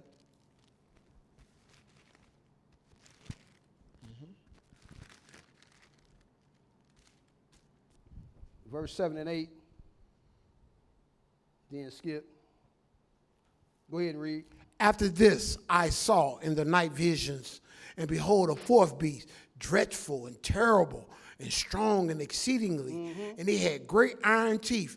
It devoured and brake in pieces and stamped the residue with the feet of it. So this is still that Gentile dynasty, but this is the fourth beast of the Gentile dynasty, which is the Roman, which is Rome. Go ahead. And it was diverse from all the beasts that were before it, and it had 10 horns. And it had 10 horns. So we read about them 10 horns in Revelation, but go ahead and read. And I considered the horns, and behold, there came up among them another little horn. This is the one that we got to worry about, this other little horn. This is the one that speaks great swelling words against the Lord and against the Father. Go ahead. Another little horn, before whom there were 3 of the first horns, plucked up by the roots. And if you want to know about that part, you can grab a book called The Four Winds of Heaven to break that down for you. But this Pope had three kings destroyed. The Vandals, the Hurons, and the Ostrogoths. You don't see none of these people on the planet. But some of their cultures still exist. Gothic buildings. And you know what Vandal mean. You know what vandalize mean. And the Hurons, we don't know nothing about them. But get that book and it'll break all this stuff down for you. The Four Winds of Heaven. But you done with verse 8? Go ahead. And behold, in this horn were eyes like the eyes of a man, and a mouth speaking great things. So he spoke great things against the Lord. Go ahead and skip down to verse 15. I, Daniel, was grieved in my spirit, in the midst of my body, and the visions of my head troubled me. Mm-hmm. I came near unto one of them that stood by and asked him the truth of all this. So he told me and made me know the interpretation of the things. Go ahead. These great beasts, which are four kings, which shall arise out of the earth. We're really talking about kingdoms that's going to rise out of the earth. Go ahead. But the saints of the Most High shall take the kingdom and possess the kingdom forever, even forever and ever. Say the saints going to take the kingdom. The saints of the Most High going to take the kingdom, and they're going to possess it. That means it's going to belong to them forever and ever. Go ahead. But the saints, then I would know the truth of the fourth beast, which was diverse from all the others, exceeding dreadful, whose teeth were of iron, and his nails of brass, which devour, break in pieces, and stamp the residue with his feet. Go ahead. And of the 10 horns that were in his head, and of the which came up before, whom 3 fell, even of that horn that had eyes and a mouth that spake very great things, whose look was more stout than his fellows. So he looks stronger than the other ones. Go ahead. I beheld, and the same horn made war with the saints and That prevailed against that little them. horn made war with the saints. This that same guy we read about in the 11th chapter and the 8th chapter. That same one made war with the saints. That same one that the Lord talked about in Matthew 24 and 15. That same one made war with the saints. The same one that I spoke about in 2 Thessalonians, the 2nd chapter, made war with the saints. Go ahead. Until the Ancient of Days came and judgment was given to the saints of the Most High. Until the Ancient of Days came, that is the Lord Jesus. Until the Lord return, that guy gonna make war with the saints, and he gonna prevail. Go ahead. And the time came that the saints possessed the kingdom. Mm-hmm. Go ahead and read. Thus he said, the fourth beast shall be the fourth kingdom upon earth, which shall be diverse from all kingdoms, and shall devour the whole earth, and shall tread it down and break it in pieces. This kingdom going to devour the whole earth. And the whole earth celebrate Christmas, don't it? Just about the whole earth celebrate Easter, don't it? The whole earth is going for this stuff. The whole earth just recently did some stuff that they called a pandemic. Anyway, I ain't gonna get off into that. Meanwhile, back at the ranch, what verse we at? 24. Mm-hmm. And the 10 horns out of this kingdom are 10 kings that shall arise, and another shall rise after them, and he shall be diverse from the first, and shall subdue 3 kings. Go ahead and read. And he shall speak great words against the Most High, and shall wear out great words against the Most High God. He gonna speak against the Most High God. He gonna even change. He already did change times and laws. Mm-hmm. He got you thinking that the day start in the middle of the night, when you can't see nothing. You don't see nothing happening. Mm-hmm. The year start in the dead of, remember this, the dead of winter. How is something new in this dead? How that happen? In the dead of winter, it's a new year. The reason why it's a new year is because they celebrating their God. Mm-hmm. Go ahead. Middle 25, and shall wear out the saints of the Most High. He gonna wear y'all out. He is not playing. He is gonna wear y'all out. And he gonna be using witchcraft and all kind of stuff. And when that ain't working, he gonna call them 10 armies and say, get them. But go ahead and read. And think to change times and laws. Mm-hmm. And they shall be given into his hand until a time and times and the dividing of time. And the dividing of times. So we're talking about something specific here. A divided time. So it's, we're going to be giving this his hands for a time, 1 year. And times, that's 2 more years, that's 3 years. And a dividing of times, that's 3.5 years. This book is solid. A lot of people try to have you think it's not solid. This book is solid. 42 months, 1,260 days, 3.5 years, times, and the dividing of times. This is solid. It's solid. As Ashford and Simpson said, it's solid as a rock. Go ahead and read. Verse 26, but the judgment shall sit, and they shall take away his dominion to consume and to destroy it until the end. And the kingdom and dominion and the greatness of the kingdom under the whole heaven shall be given to the people of the saints of the Most High, whose kingdom is an everlasting kingdom, and all dominions shall serve and obey him. And since y'all can't go nowhere, we finna go to 2 Thessalonians, the 2nd chapter. And then we go into Isaiah. Where y'all gonna go? You can't deliver out of my hands right now. 2 Thessalonians chapter 2.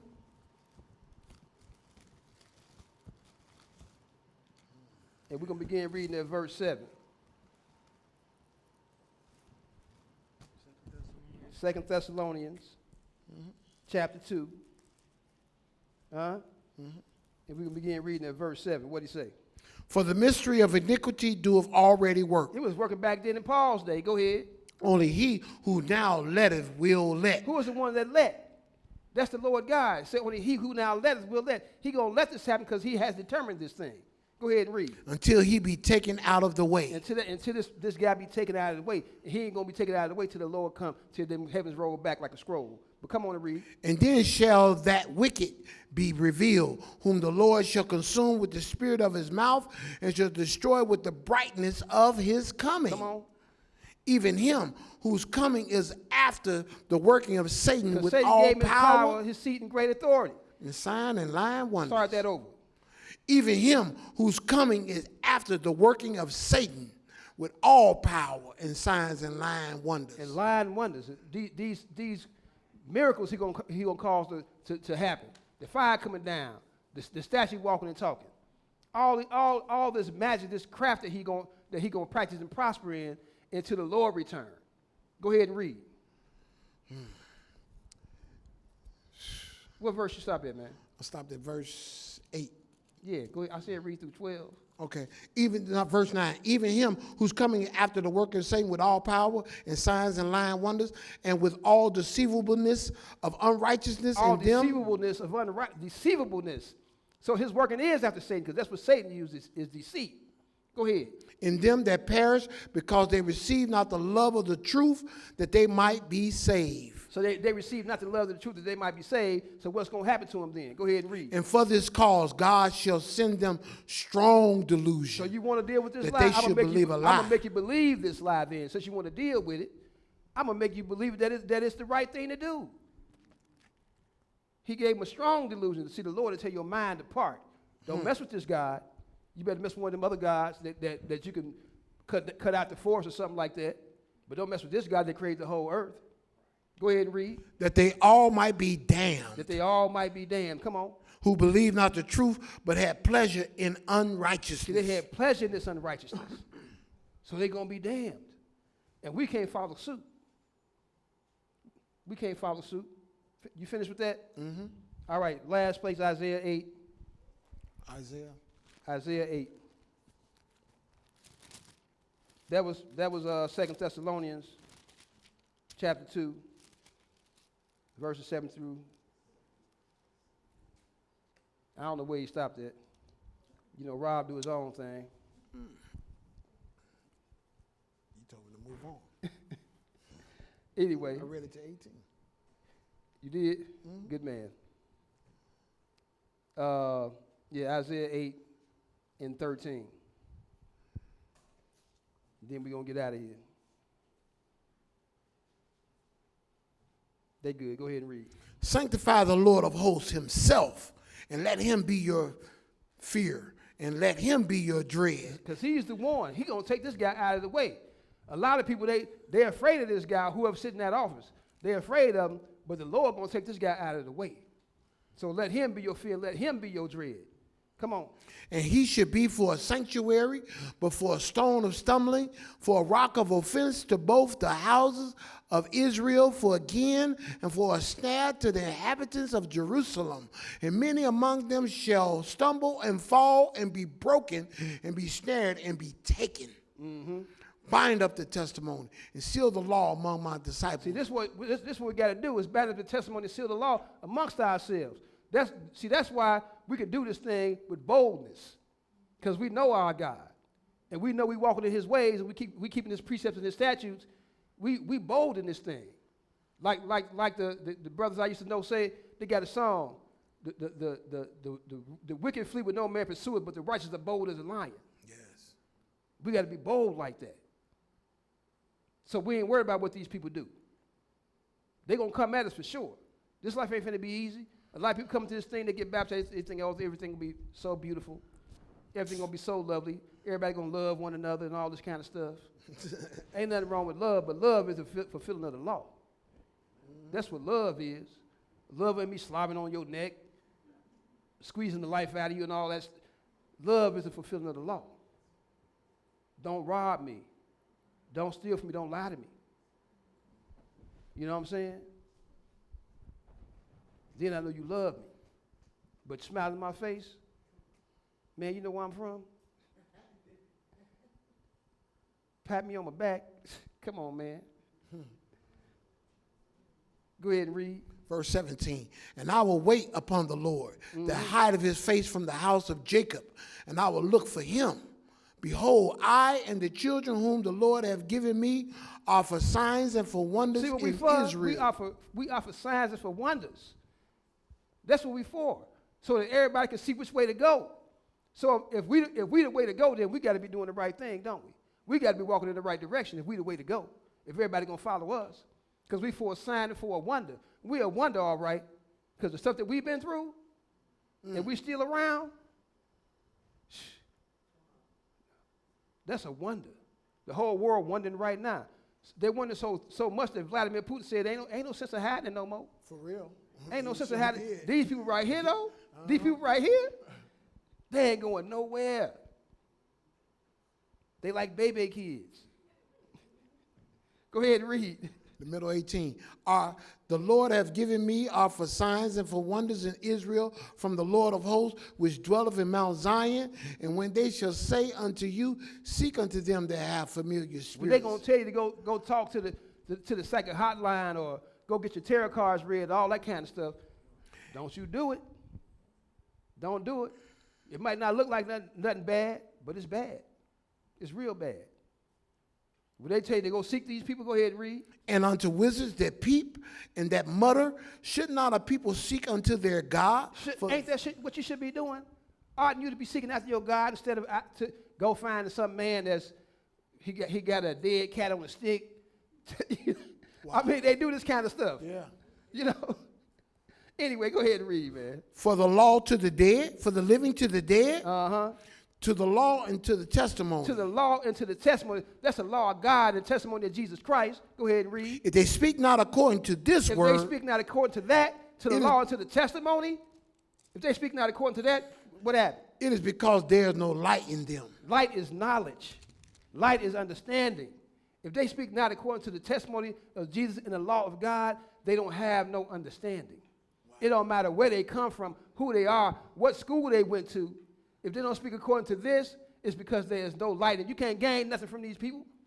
They can't guide you nowhere. This is true. Come on. They can't help your life. They can't profit you. Wow. Money not even real. It ain't even real. And everybody giving up their life for it. It don't even exist.